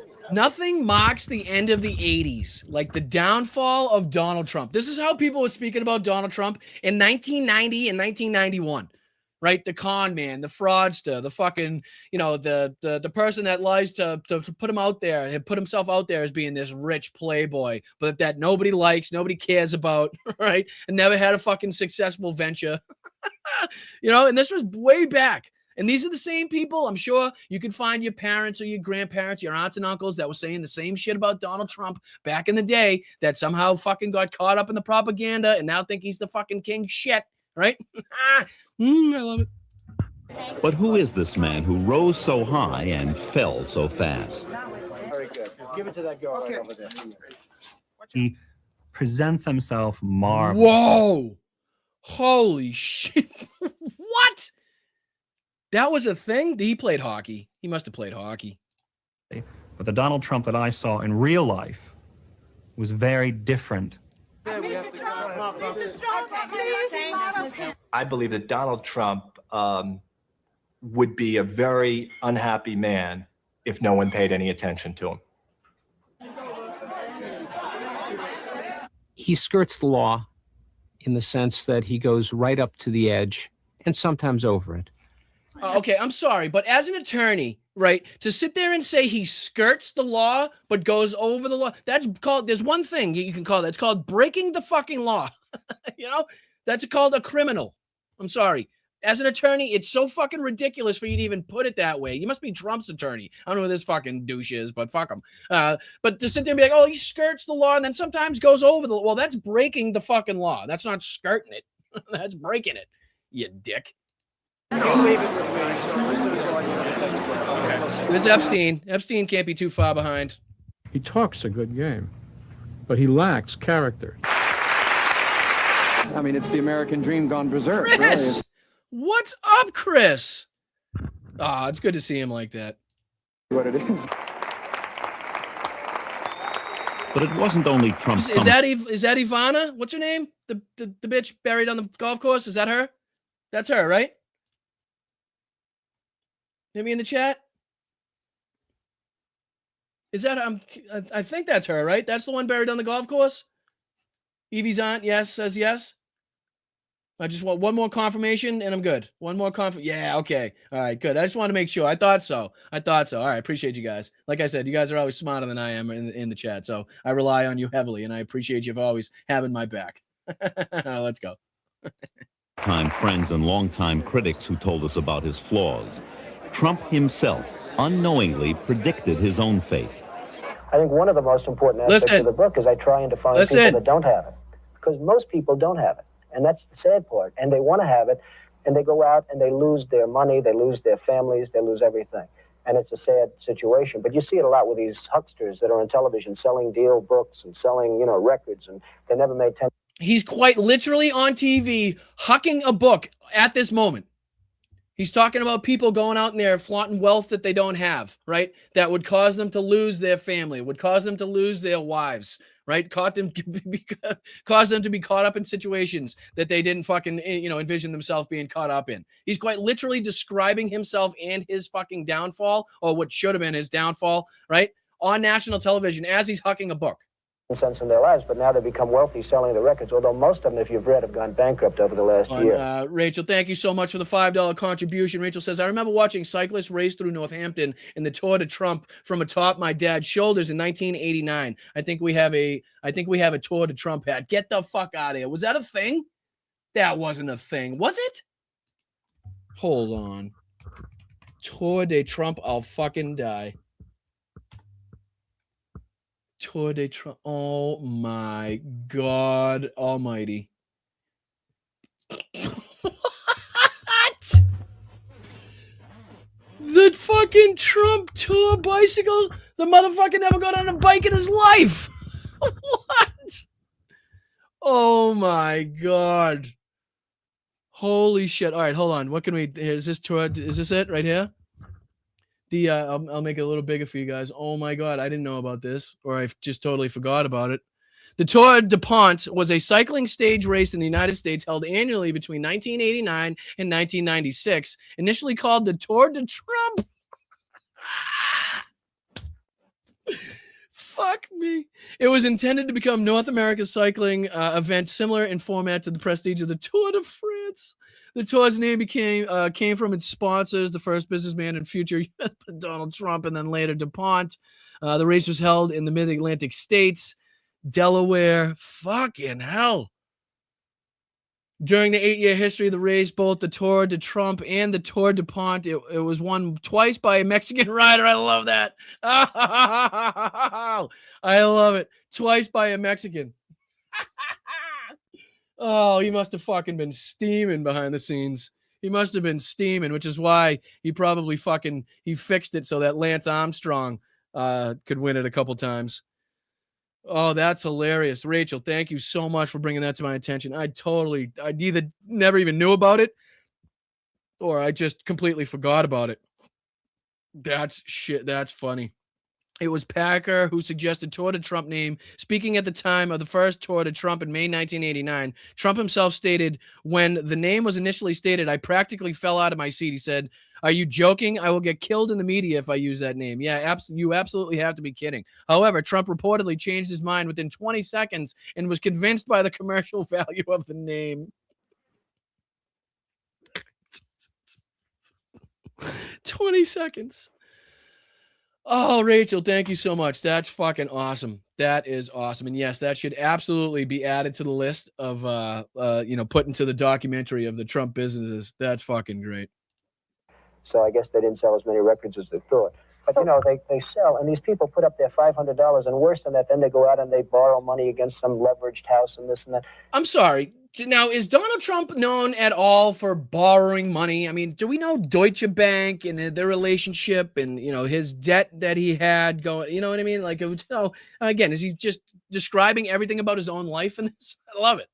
Things that can't work, and I feel very sad for those people. Donald Trump hasn't had time to feel sorry for anyone in the last year. He's been too busy trying to save himself. It's so different now from his heyday, when he only had to want something to get it. All right, so again, I just wanted to show you the first couple minutes of that, guys, and I will lead you to it. It is, again, I'll show you who it's posted by. That way, if you want to check it out, you can. D Mind of Boomer Sand. I know, my apologies, I didn't come up with the name of the channel, but that's where I found it. That's where I came across it. It's titled Trump, What's the Deal? Full documentary, 1991, Journeyman Pictures. So if you want, you can kind of maybe screenshot the screen or something like that if you want to check it out. But I definitely would advise you to watch that. It's entertaining, to say the least, to see what people thought about him that long ago, or what they knew about him that long ago, and somehow how he scammed and schemed and fucking frauded his way back into the White House for a second time. But again, I would definitely advise you to check this out. But we're going to dive into a couple aspects of what's been going on in Ukraine, if I may. Couple different things that I wanted to touch on here. This is one CNN clip that I wanted to, here it is right here, talking about how Russia is preparing for a large-scale provocation to disrupt the talks to end the war, which is absolutely something we need to fucking keep our eyes on, stay in tune to, right? Because I can tell you right now, and I'll bring up the map, and I'll show you even before we even deep state, before we even dive into that, what the Russians are going to be attempting to do. And I'll show you right here. Okay. So basically, in short, the Russians are going to attempt to take Zaporizhia, and they're going to try to cut off access to the Black Sea, right? They're going to try to cut off, what's that say? Updated, agree. Yeah, I agree. Fuck them. They're going to try to cut Ukraine off from the Black Sea, from Odessa.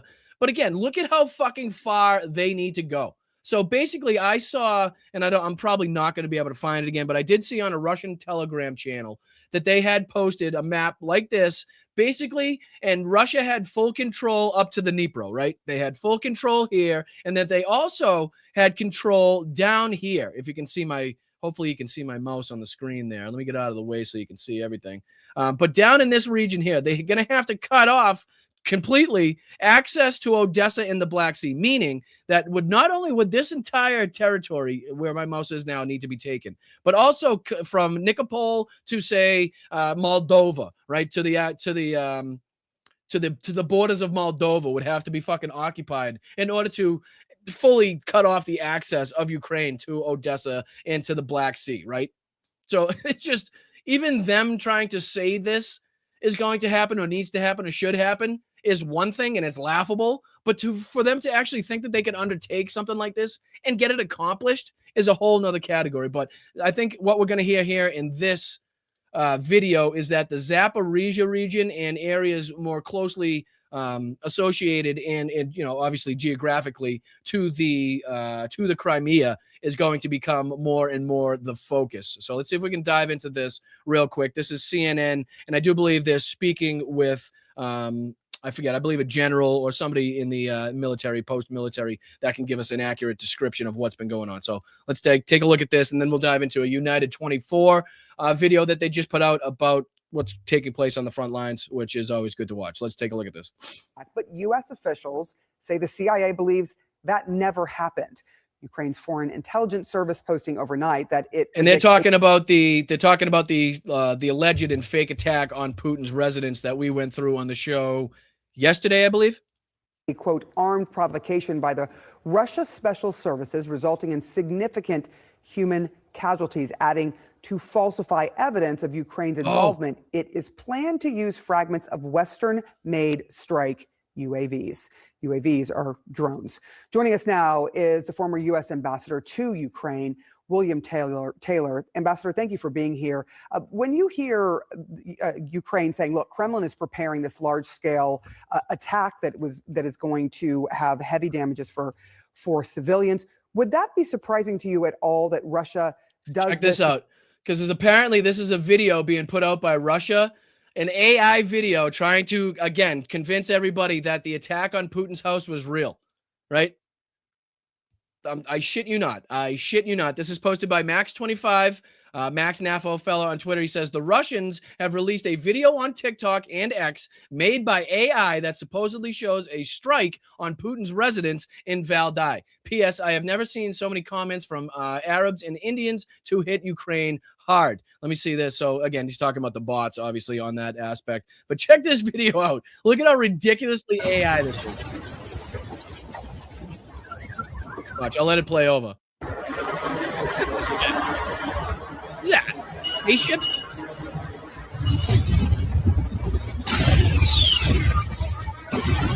Did you hear the whistling? That was like a movie whistle, right?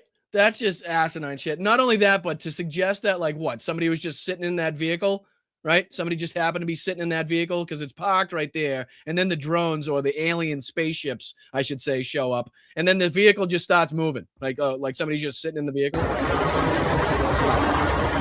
you go. Nope. Automatic evacuation. Not only that, but you see that it drove straight through the fountain?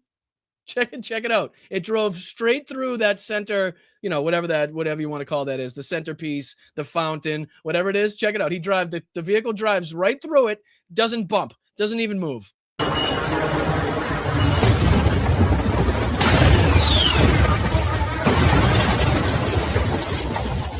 Get the fuck out of here. Oh, you damn dirty Russians. Who do you think you're fooling? For Christ's sakes. Try to derail talks? No, Sarah. This is what the Russians do. They have lied about, as you just said, they've lied about these attacks. And all right, hold on 1 second, because I don't even think this is the gentleman that I want. I think there's another gentleman that comes in afterwards, if I'm not mistaken. I might be. Oh, yeah, here he is. Here he goes. It's by Russian President Vladimir Putin, despite his allegations to President Trump that was the case. But obviously, the backdrop of all of this is the ongoing high-level attempts at diplomacy and peace. My question to you is, how do you view the current relationship between battlefield public messaging and diplomatic peace negotiations? The public messaging on the battlefield by Russia is designed to weaken Ukraine, weaken American support for Ukraine, and divide the Europeans. And so it really doesn't have that much relationship to what's happening on the battlefield. Now, what's happening on the battlefield is strong Ukrainian resistance. But let's understand also that the major objective militarily for the Russians is to shut down Ukrainian traffic out of Odessa and the ports on the Black Sea. Okay, so that's fucking Wesley Clark here, General Wesley Clark, former NATO Supreme Allied Commander, talking about Russia's next move, what he's hearing Russia's next move is going to be, and that's to focus upon, like I said, this area down in Zaporizhia, right? Down in near Zaporizhia, and they're going to try to focus what they are suggesting to try to cut off the access to Odessa, to the Black Sea, obviously cut off Ukrainians' access there, and they're going to try to hopefully, somehow get that done. Again, I don't know. Again, it's crazy to even think that they could undertake something like that, but that doesn't mean that they're not going to try, because common sense really isn't something used by the Russian military. It's more propaganda usage, how they can use it on the world stage in the negotiation talks and stuff like that. It has nothing to do with common sense. So just to kind of give you a little up-to-date area, a little more specific, detailed look at what area on the map that the Russians are now kind of talking about. That's for that reason. So their movements in Zaporizhia toward Odessa are worrisome indeed. I think we have to keep our eyes on the military situation, Omar, because Putin really has no desire to end this conflict short of obtaining his objectives, which is all of Ukraine. And so he uses this diplomacy to stall, to divide allies, to separate us from our natural interests in Ukraine. And he's going to continue to throw out disinformation of things like efforts to. Isn't it? It's amazing how clear it is to him, how clearly he can state that, right? It's not difficult. He doesn't have to beat around the bush. It's very clear that that Vladimir Putin doesn't want peace. It's very clear that he's more than willing and able to continue this war to try to get to the end goals that they originally started with. But again, it's our president, Donald fucking Trump, that just has absolutely no ability to get that through his thick fucking skull, even though there's less and less hair covering it at this, these days. But just cannot get it through his mind. It just can't get it through his fucking skull that that's what's taking place. That's he's being manipulated. He's being fucking toyed with, right? Vladimir Putin slapping him around like a little bitch, and he just can't fucking grasp that. Attack his residence. By the way, that was a summer residence that was supposedly attacked, which he wasn't at in any case. It's a pitiful attempt by Russia at disinformation, but we can expect to see more of that. And hopefully the administration will stand very firm behind Ukraine with more support, more sanctions on Russia, enforcing those sanctions. Unfortunately, I think that is just completely misplaced optimism as far as that is concerned. I have seen absolutely nothing, no signs, no evidence to suggest that at some fucking random point now this administration is just going to all of a sudden snap its fingers, wake up one morning, and then just be completely and 100% supportive of Ukraine like they should have been to begin with.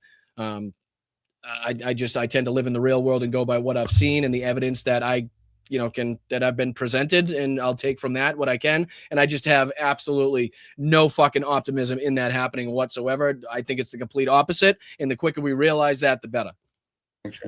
Getting funding to Ukraine. And I'd like to see a resumption of U.S. military assistance to Ukraine, especially in the air defense area. New Russian claims are threatening to further derail efforts to end the war in Ukraine. Russia says 24 people were killed after a Ukrainian drone struck a New Year's Eve party in a Russian-held area of southern Ukraine. CNN has not independently verified. And you're not going to be able to either, because it didn't fucking happen. Didn't fucking happen. It's a fucking, how much you want to bet it's a Russian drone that went astray, right? Russian drone that fucking was unable to be controlled, or a Russian fucking drone that didn't, the guy was shit-faced or something like that. Much more likely than anything that Russia would be coming out with and stating. But again, let's take a look at this, and then I'm going to end on some history if you'll allow me to. Let's dive into this United 24 clip that I want to take a look at. This is the combat cam. This is real war footage from Pokrovsk, Kharkov, Bakhmut, Velika, Novosibirsk, Belgorod, and Toretsk. Right. So we haven't taken a look at some actual frontline footage in a while. So I think, the more and more that United 24 is coming out with this, I think they even did another one after this. I kind of want to make sure that we're, keeping up to speed with what's actually taking place, and we don't get too far removed and continue to kind of look at what's happening on the ground as, again, pinpoints on a map or just like a shaded area, either red or green. These are human beings. These are young individuals fighting for their lives, fighting for their homeland, fighting for their family, dying on the front lines every single day, going in the most horrendous of fucking circumstances. And we need to continuously remind ourselves that, again, it's not just a map. They're not just fucking colors on a map and territory shaded in. These are human beings fighting for their lives, and again, fighting for their homeland. So, just a couple minutes of this, and then we have a little bit of history. And I want you to kind of, take a couple words out. We'll discuss it after, but we'll go into some history after. The only thing I'm worried about is the music on this. You know what I mean? I'm pretty sure it's all copyright music.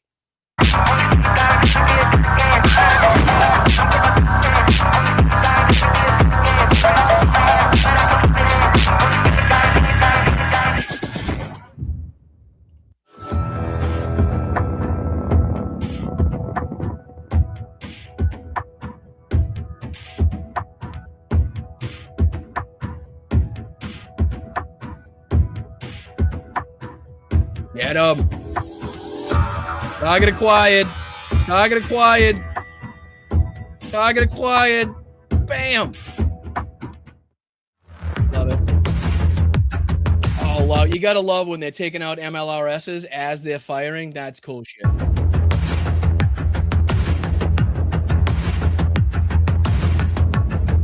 Again, I'm pretty sure this whole episode is going to get demonetized because I'm rather certain that United 24 uses copyright music on their stuff, which is a shame because I'd like to be able to show, the entirety of their fucking videos and stuff. But, it kind of makes it difficult on that aspect.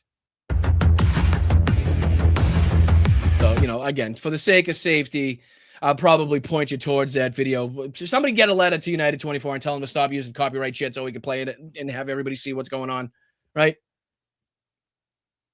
Just mute the music. Oh, yeah, we guess we could do that. We could do that. We could do that. We could do that. Gotcha. Appreciate that. I don't know why I didn't think of that myself. See, told you guys are always smarter than I am. You guys are always smarter than I am. All right, I got you. But that means I don't have to give some commentary. We can't just sit here in silence, right? Good Lord. So again, this is from multiple areas on the front. This is probably over the last, I'd say several weeks, if not months of action that's been taking place. So I don't want to make it seem like this is stuff that's happening last night or within this week. I'm sure this is a compilation of multiple different aspects of multiple different theaters on the front. Again, this is a Russian tank suffering a direct hit. The lone survivor runs away for his life. Oh, geez. Good blast on that one. Yeah, I'd say that's going to have trouble. That's going to have trouble on the battlefield going forward. The offensive was repelled by the joint forces of the 56th Motorized Mariupol Brigade in the 112th Separate Support Company. Oh, look at the guy run away. You can see one guy made it out. I bet he's got a long way to run. There's a couple other cool ones in this too. Let's see if we can go on here. Some of the night ones are pretty cool. Here's, stuff that we've seen, but where's some of the, here we go. This is some of the Delta Knights team of the International Legion here. Let's see if they still get the music going. Of course they do. Fucking course they do. It's just tough because I think this is like, this is stuff that we need to see. Again, it's tough to continuously look at news highlights and updates and stuff, and you're not putting faces and actual people to what's taking place on there. Then you have this like detachment. You're not talking about it in the same way you would if you recognize, the faces of the people and, look at the actual human beings going through the fighting and stuff like that, right? It has a different, it's like being a drone operator sitting in a fucking a shed somewhere in Texas, as opposed to being an infantryman, on the front lines in Fallujah, right? There's a big difference in that. There's more wood fighting in here. The Wild Division demonstrates their coordinated and effective work on the battlefield. Wow, you can see that was fucking caged up hard, huh? That was crazy. Let's see here. Big drone. Oh, taking the shit. Oh. We get it? What is that, a Shahed? Wow, that's fucking cool. Oh, it's a Super Cam.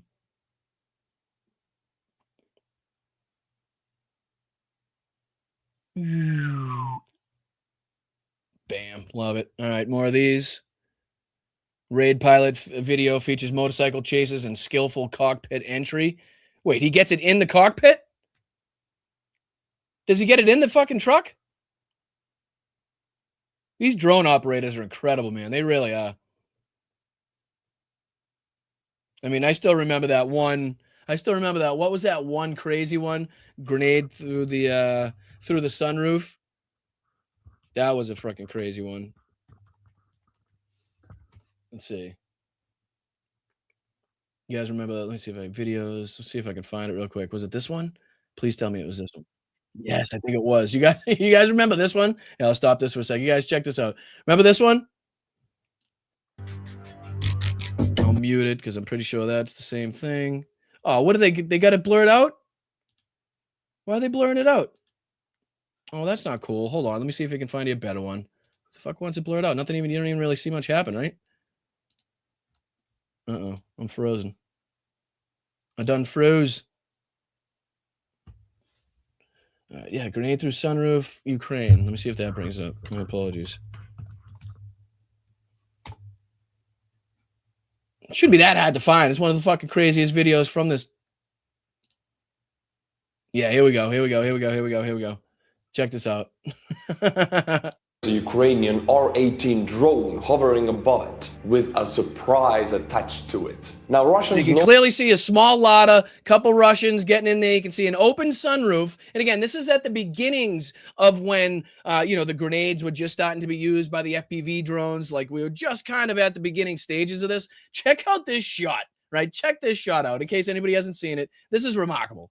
That they are compromised, so they all hop inside the Lada to pull off a Russian escape. Look how but high the up it is. Ukrainian drone drops a sniper nade that penetrates precisely through the top window of the car. Right. This is the grenade drop of the century. That's fucking incredible. And you can just start to see that the car was backing up like just at the right moment. Like there was no way the Lord was on these people's side on this one. Check this out. A Russian escape. But the Ukrainian drone drops a sniper nade that penetrates precisely through the top window of the car. Right time. It goes literally through the sunroof. Grenade drop of the century. I will bring you the latest drone. Unbelievable. It really is. I was howling when I saw that. And that was like, again, a sniper shot with a grenade from an FPV drone at the beginning stages when the car's kind of, moving and shit is just ridiculous shit. Ridiculous to see. All right, let's hop on again for the sake of time. I always run out of time. But again, we're going to dive into a little bit of history here. And disclaimer, as it said, this is for historical references. This is for political purposes. I don't know what you want to say, but this is, I guess I'll just read this. This video discusses historical events involving extremist ideologies. It is intended for educational purposes only and does not endorse nor promote any views, actions, or groups mentioned. Viewer discretion is advised. The content is presented to provide historical context and understanding. Any hateful or extremist beliefs referenced are firmly rejected. The creator of this video does not support discrimination, violence, nor prejudice in any form. The material may contain disturbing themes related to violence and discrimination. Again, this is for educational purposes only. And I want you to, guys, relate the rhetoric that you hear in this and then juxtapose that to the rhetoric that you hear from Donald Trump today, the Republican Party today. I mean, if you change out, if you take out the word Jews and you implement immigrants, right? If you take out the country stated and implement the United States into those, then it is almost fucking verbatim the type of shit that you would hear. And again, this is just one of, I believe this is a 1922 speech from Adolf Hitler. And it's been translated into English. I don't know if it's been, it's kind of strange to hear, but it's English. It makes it a little bit easier for me so I don't have to read the subtitles, and a little bit easier for you guys to understand and listen to. But again, switch the word of Jews out for immigrants. And then we'll see how that compares to it. And you'll see, wow, you'd be like, wow, I've heard that before. All right, let's dive into it. Again, this is 1922, Adolf Hitler talking about the quote unquote Jewish question. And again, I want you to take out the Jewish and replace that with immigrants and relate that to how you and what you hear from Donald Trump and the Republican Party today. historical events involving extremist ideologies. It is intended for educations presented to provide violence or prejudice nation. What we are witnessing is a struggle that began over a century ago. The moment when Jews were granted the rights of citizens in European nations. Okay, so right off the bat, let's take out the word where he says Jews. We'll install immigrants. Where it take out where he says European nations and install the United States. So when immigrants were basically allowed the rights of people in the United States. Okay, so let's base it around that, right? I'm trying to give some historical context and again some one-to-one connections on what we're hearing now. Again, I'm not. You guys know my theories. You guys know my feelings on World War II. But right now, I'm trying to just get it through to you just how similar the rhetoric is, the tactics, and again the policies that are being put in place by today's Republican Party, by Donald Trump. So again, immigrants in the United States. Let's go. That single act of so-called emancipation marked the beginning of a catastrophe. It granted equality to a people who were never meant to be equal. Does that not sound very similar to what you're hearing now about the Somali community in Minnesota, right? They're eating, what was this one, right? I mean, we all remember this one when Donald Trump said, where is it? Let me see if I can find it now. Where he said this, remember? Eating the dogs, the people that came in, they're eating the cats, they're eating the pets of the people that live there. Right, so just to demonize a different population, a different fucking community. So again, the same thing here. They were never meant to be equal. Sound very similar to what they've been saying now about immigrants and how they need to be deported. Again, call me crazy, if you will. Stop me at any moment if you think I'm being hyperbolic here. A people who have always existed as a nation within nations, pursuing their own interests. They're a nation within a nation pursuing their own interests. So what did we hear recently about, the rhetoric coming from Republicans that Somalis don't like to assimilate. They don't like to integrate. They like their own schools. They like their own churches. They like their own gyms, right? Similar to what we're hearing now, they're a country within a country is what they're trying to say. They're not part of our community. They're just occupying our community is what he's trying to get across. While wearing the mask of citizenship. Wearing the mask of citizenship. Again, does that not sound like something that could come from, anybody in DHS or ICE or Donald Trump or Stephen Miller, right? The mask of citizenship. They pretend to be Americans, but they don't assimilate. They don't learn how to speak English. They don't cook American food, right? Sound familiar? This transformation did not happen overnight. It crept forward gradually, first one concession, then another, still until a people... So immigrants were afforded rights after rights after rights and, communities after communities after communities they were allowed to move into.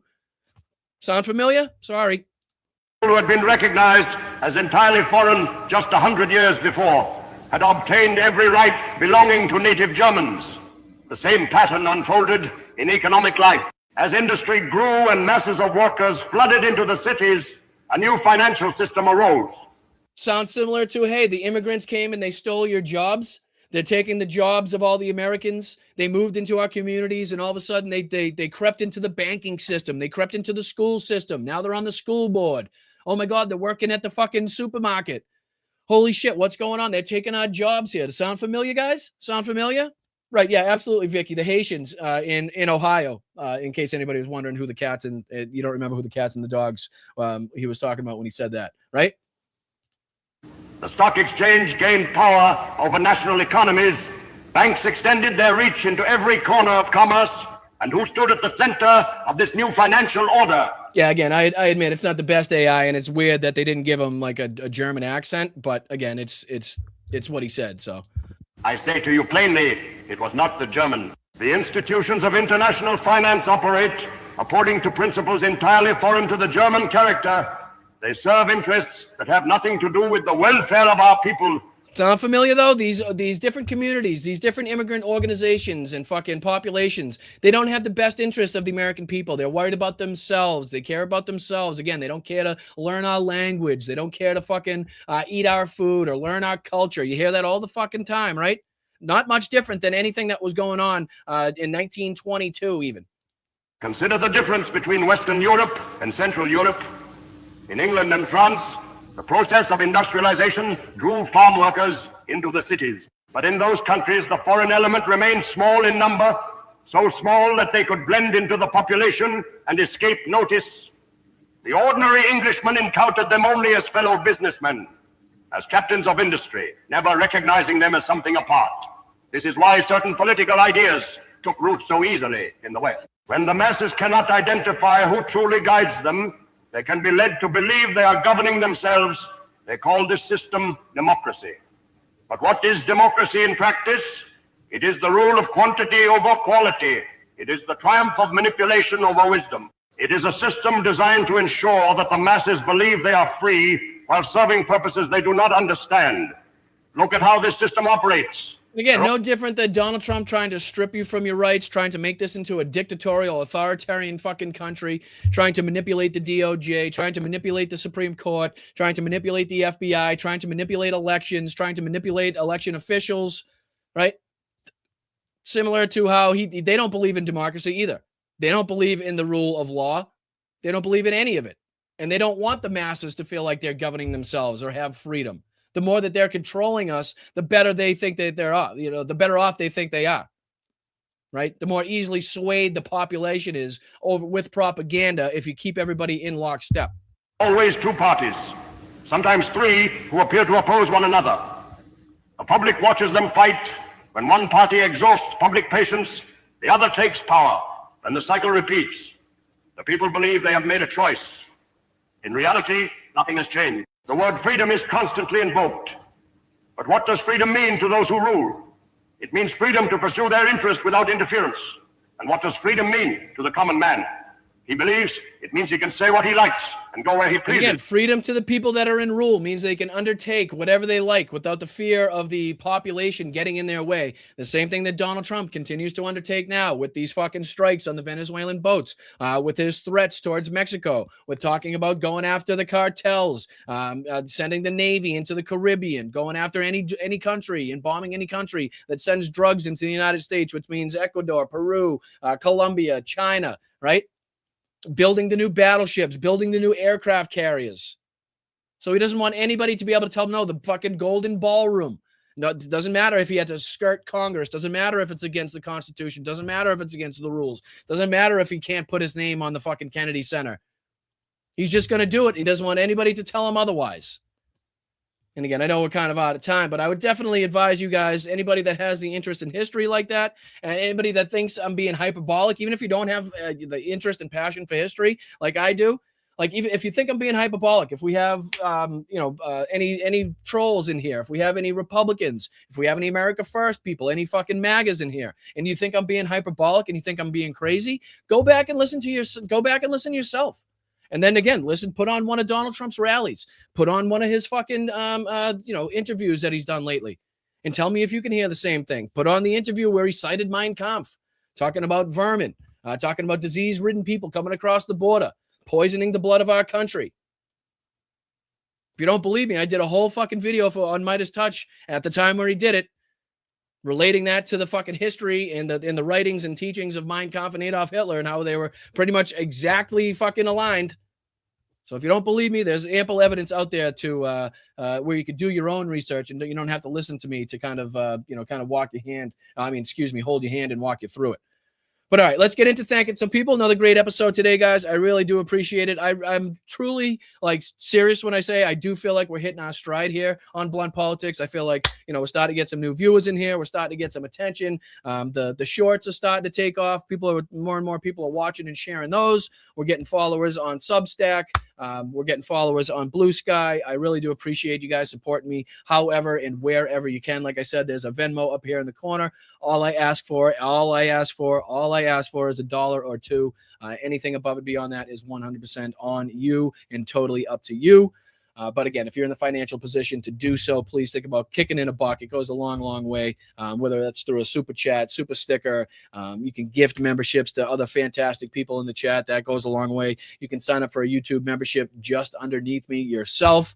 That is the backbone of the community, along with the Patreon community at patreon.com/Boston Brian. There's 3 separate tiers, even within the Patreon, so you can pick and choose whatever level works for you.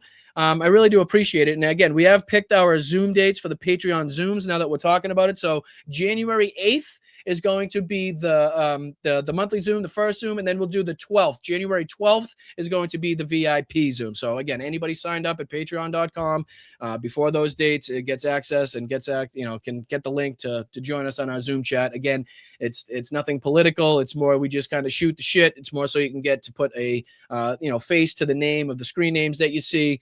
Again, I hide nothing behind a paywall. You don't have to ever come out of pocket with $1 to see any of my content. I'm not selling you anything. I have no special ad revenue coming in where I'm selling you products that I've never used before, but I'm telling you that they changed my life. It is solely 100% funded with the help of you guys. That is it. I'm trying to do this the right way. Hopefully at one point in this endeavor, we can come out of this on top and actually afford to pay all the bills in 1 month.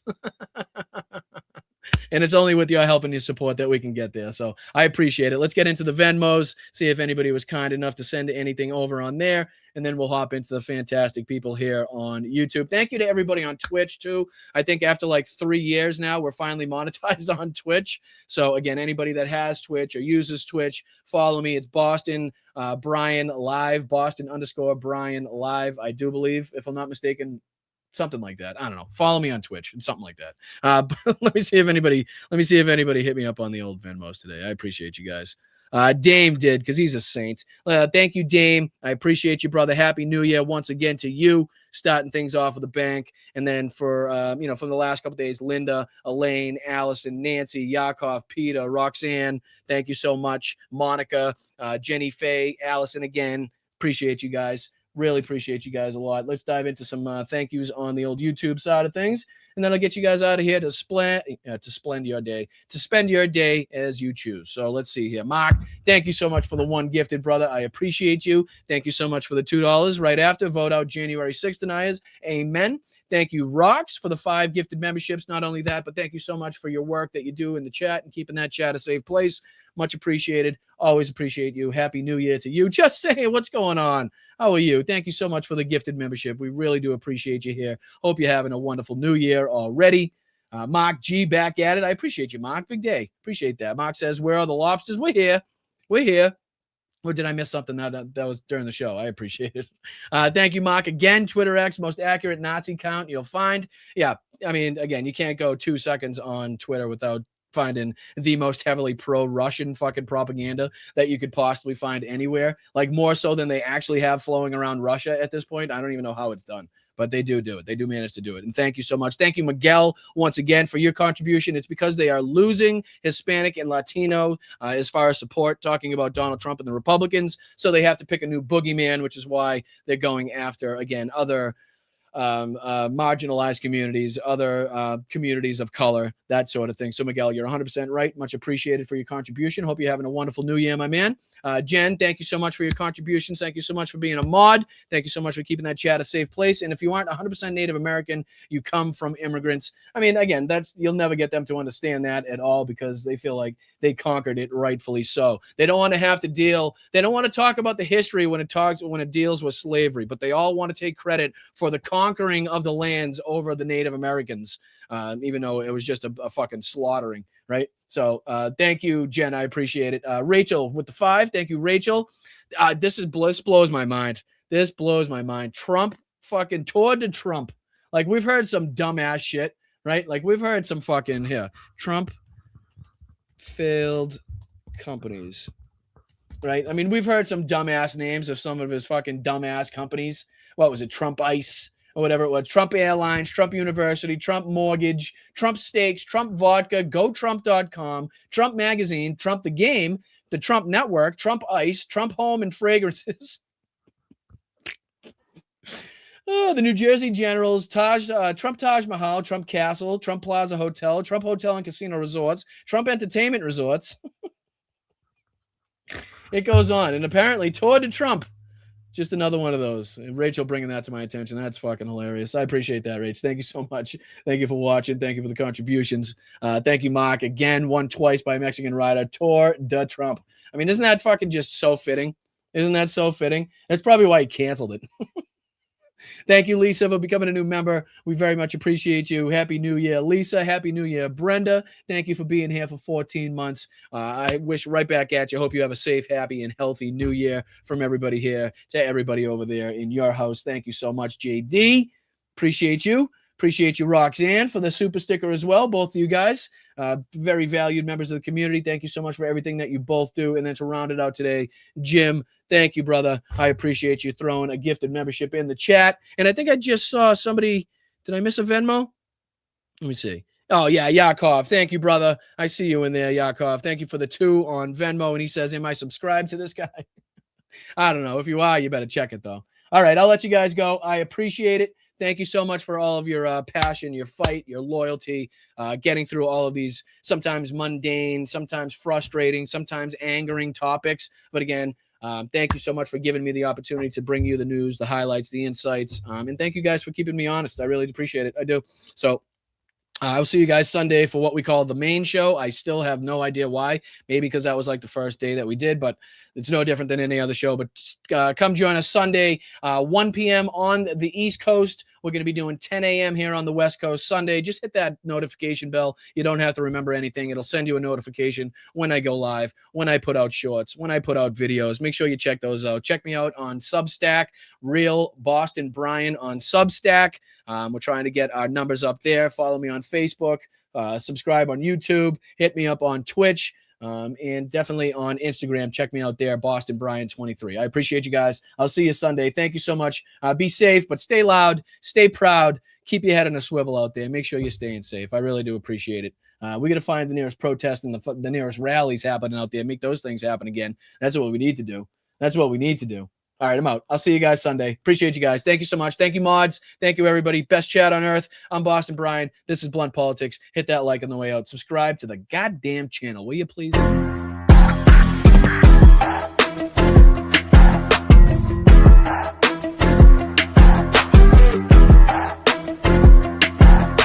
Thank you, guys.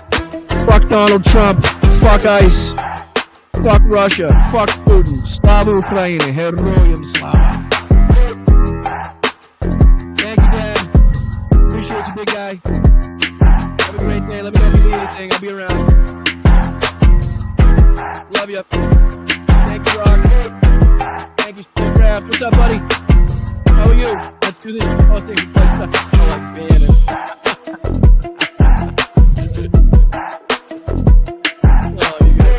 I appreciate you guys. Thank you so much. Thank you, Mark, for everything. Thank you, L1 on the mom. I appreciate you. Thank you, Mimi. Oh, you're incredible, Mimi. Thank you so much. Thank you, thank you, thank you. Thank you, Mark. What's up, you guy? Appreciate you, man. What's up, Tom? Happy New Year, buddy. Rock Dragon. Ian. Yes. What's up? Thank you, guys. Thank you, James. Thank you, Alan. Thank you, Little Twitter. Thank you for everything. I appreciate you.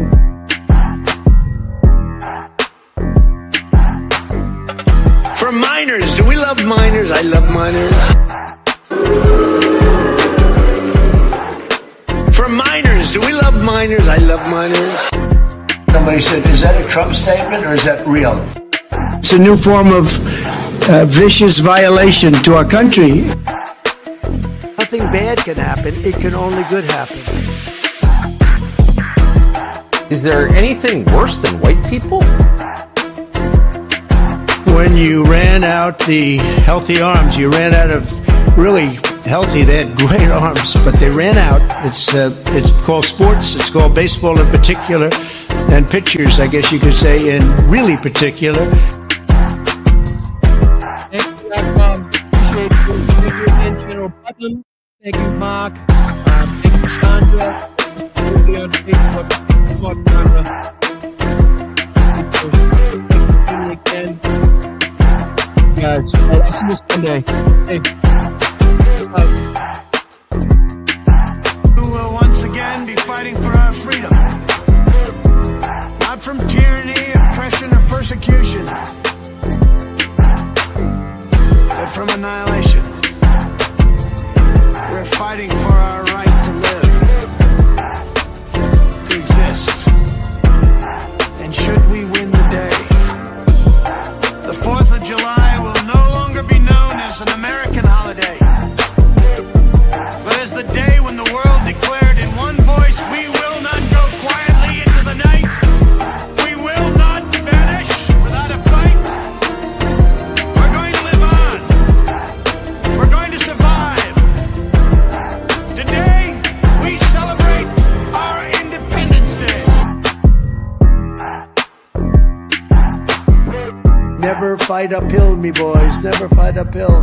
They were fighting uphill. He said, wow, that was a big mistake. He lost his great general. And they were fighting. Never fight uphill, me boys. But it was too late.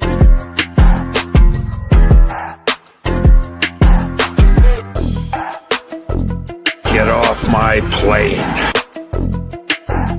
Brian, yeah, you're drunk. You're drunk. You will once again be fighting for our freedom. Where you going? Nowhere.